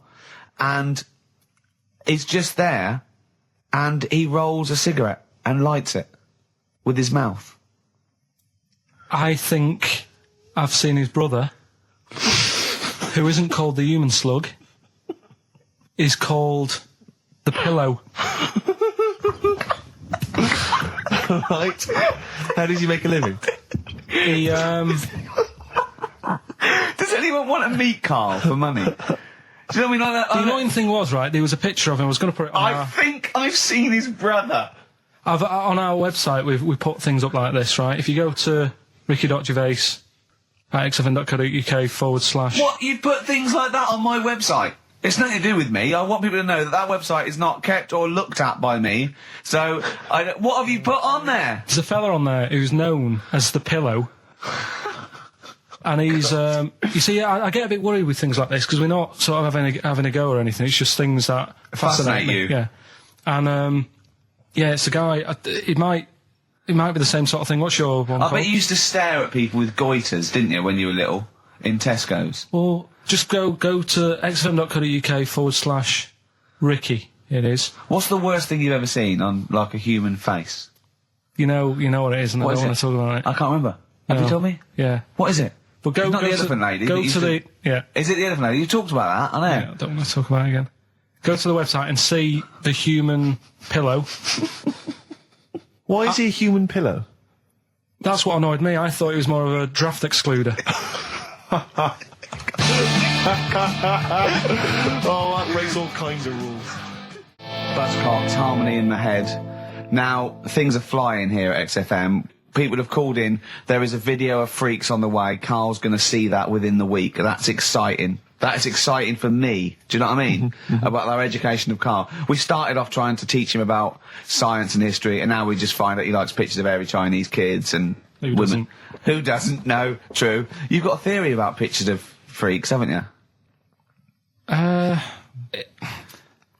You see, you always bring things up that I don't want to talk about, because I'm really worried that people, if you've just tuned in for the first time, it's the first time you hear it, and we're talking about hairy Chinese kids. Yeah. Talking about the human worm. Carl, listen. People don't think that you're taking the piss out of those people. They lump you in with them. Do you know what I mean? They think that you're a freak of nature. So you can say anything you want. Do you know what I mean? Because it's honest, it's from the heart, it's genuine. So don't worry about that. Yeah, but Suzanne was saying last night that I've got a heart of stone, or whatever it is. Why? Because I wasn't crying at Comic Relief. And all I always used to say to her, get out Elephant Man, let me watch that for 30 minutes, I'll be crying my heart out. Why? Why do you care about that but not... Because it's that is more real, isn't it, right? Think of John Merrick. Sorry. What, the film starring John Hurt is more real than footage of starving people in Africa? No, but what I'm saying is, think about... See, this is why I didn't want to bring it up, because people are going to just say... Well, you're allowed to cry at what you like. People can't have you for not crying at someone and crying at someone else. Imagine that, like, if you've seen the film, you know, his head's all, you know, messed up and that. Yeah. He's getting picked on all the time. Yeah. By Michael Elphick, I remember. Yeah. It's just really, really sad. Whereas, you know, we're trying to help But out you give him a bun people. and he forgets it. Do you know what I mean, though? He never forgets, Rick.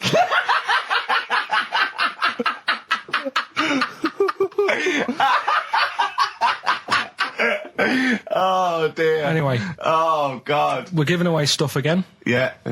Time Tell for me your theory about freaks who have their picture taken. No, I'd leave it. No, can I tell we'll you? do it next week, then. Can I tell you what this Go is? on, quickly, what is it? Right, when he sees a little picture, like in his books he's got, he carries round those things, right? And there's like a fella with a little head with some like able-bodied people. He goes, the only reason they got to take that picture, right, was so they could show their mates, say, look at me, the little fella with a little head. That's his theory. Yeah. So every picture of a freak, they're being... Right, Steve, let me describe the picture to you. This little fella with a little head. Right. Playing on the piano. I've seen it. All his family stood around and mates and that.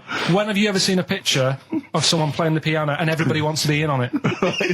Doesn't happen. Maybe it was one of those kind of Christmas cards they sent out to everyone. It wasn't. You could see one of them was like in a rush to go away. He was probably planned to go out, and he was like, "But they were taking a picture. It's I'll be in it then before I go out." And it was all. He's out of order. Yeah. If you say, do you know the one? I do know the one you mean. Yeah. What about the one in the when you went down to Cornwall in that little We'll pub? talk about that next week. What you want to get on, do you? Yeah, right. We've got to give away another prize. Yes, you lucky people. For those of you that haven't seen it and do not have the requisite £4.99 to buy it yourselves, you can win on VHS cassette, panned and scanned. Billy Elliot, the special edition, includes bonus documentary, The Billy Elliot Boy. Oh, and, I'd like to see how they really sort of made that film. Exactly. Well, it's the hit film Billy Elliot, and you can win that on VHS. Because, Carl, I assume you have included yourself in an excerpt from the movie. Taking a scene from the film. Uh-huh. Who do you play, Billy? I'm playing the part of Billy. Brilliant. And we'll have a question at the end of Come it. on. Brilliant. 2, 3 part of Galway and go. Right. Just been down the valley. So you don't know where you... What are you looking like that for? What's wrong with Bally? What's wrong with Bally? Yeah, well, what's wrong with it? It keeps you fit and that. What do you think, Auntie Nora? You think about me doing Bally? I used to go to Bally. There you go. She used to go to Bally. Used to say I could have been a professional dancer if I'd had the training. Bet you were pretty good, weren't you? Wasn't the time you had wind for 5 minutes, was it? But you well glided across. Well, you shut up! What's wrong with Bally, anyway? For girls. Not for lads, Billy. Lads do football or... Well, I've done that, yeah. Boxing or... Did that for a couple of weeks, so... Wrestling? Wrestling? Yeah, wrestling, yeah. Oh, friggin' Bally. Well... Don't worry about it, anyway.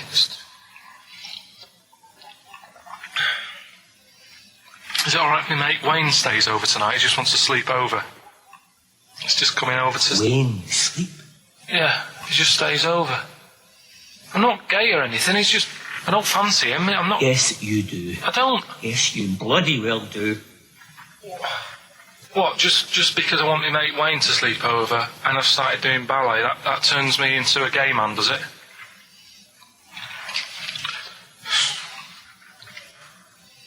You haven't seen my Village People album lying around. You're asking for a hiding. Just joking. Just having a laugh. Just didn't mean. I've had enough in here. I'm going out. No, from now on, you stay here. You look after your nana. Got it? Yeah. Good. All right. Well, there it is. What's the question? Powerful. I'd like to know, what was the name of the actor that Carl was taking the role of? Does that make sense? That's not grammatically quite right, but anyway, fine. Who was the young lad that Carl was taking the place of there? Name of the actor, not the character. And just email in ricky.gervais@xfm.co.uk. You can win yourself. You gotta be fast. You can win yourself a VHS edition of Billy Elliot worth £4.99 price. I'm going to leave the sticker on, which has actually got the price on. Brilliant. I'll leave that on so you know just what you've got in you. Foo Fighters. No, it's not. Yes, it is. Feeder. Feeder. Yeah. I don't know what I'm doing now. Why have we got to stop? Sorry, we just had an argument then. Why have we got to stop at 5-2? It's just the football's on, isn't it? So what can we do? We could do a link here, and then we can play. We'll play a song, do a little. What about chat. the competition? We got to announce the competition. Well, Steve. Well, I can tell you right now that there's only 2 people, it would appear, that are interested in a VHS copy of Billy Elliot. That's how mediocre that gift and that prize is, Carl. I don't know if you want to learn from that. Yeah. But I'm going to give this one to MJ McKay, who has correctly identified that you were taking the part of Jamie Bell. That's it. Billy Elliot. So, well done. Right, just forward me that and I'll sort that out. We'll get the video. What film are you doing next week? Dunno, I've got been out and bought a couple, got Silence of the Lambs I can do something with. Right. Bought Fight Club, but it's a bit difficult. Always open to suggestions and that, so you got any favourite films? What about the 1930s film Freaks? Oh. Can't wait. I cannot wait for your... Brilliant, that'd be good. Excited about that. Why don't you do a film review of that next week as well? Yeah, well, it depends. If the fella, if anyone's got it, just send it in. I'll send it you back once I've watched it. So that'd be good. Next week we'll do... Oh, please tell me there's going to be more Cheapest Chimps. Yeah. Oh, thank goodness. We'll see what the press say. About that. Looking forward to that. Do you know, like, you're always having a go at my ideas? Yeah. Little, Cheapest Chimps you put down. Mm-hmm. Again, I normally come up with these because you don't come up with a competition idea. Sure. Yeah. He's done him again. Yeah. Well, Cheapest Chimps, mine, you're dissing it. Yeah. Rockbusters, one of the most successful competitions ever. Uh-huh. And he means in the world, not just on XFM. Yeah. You put that down. Yep. Right. What are you thinking about this, right? I was watching Comic Relief last night. Came up with an idea. Mm-hmm. Right. You get Jono. Okay. Jono Coleman, yeah. Say Vanessa Feltz. Mm-hmm. maybe, you know, Dawn French, because she'd be around for that. And then get them all in a room for comic relief. And what you do, put a cake in front of them. Yeah. Right? And like, you don't feed them. And like, they're going, oh, I'd love a bit of that cake. Right? It's called Famine Academy. Right. Right? Whilst they lose pounds, they get pounds. Right. What do you think? Play a record, Carl. Well, I love it. Again. I love it, I mean? Carl. Yeah, again. Small Faces, All or Nothing, finishing this week's edition of the show. Is that because Carl would love to see pictures of people with small faces? Very small faces, yeah. He'd love anything, wouldn't he? Anything. Brilliant. Oh, I'll tell you what, go in the basement of Waterstones or Foyles, right, and go down to the books with, you know, sort of congenital illnesses. You'll see some brilliant pictures, I'll tell you. The hot tip of the day there. Yeah, good advice. XFM 104.9. If you're at a loose end this afternoon.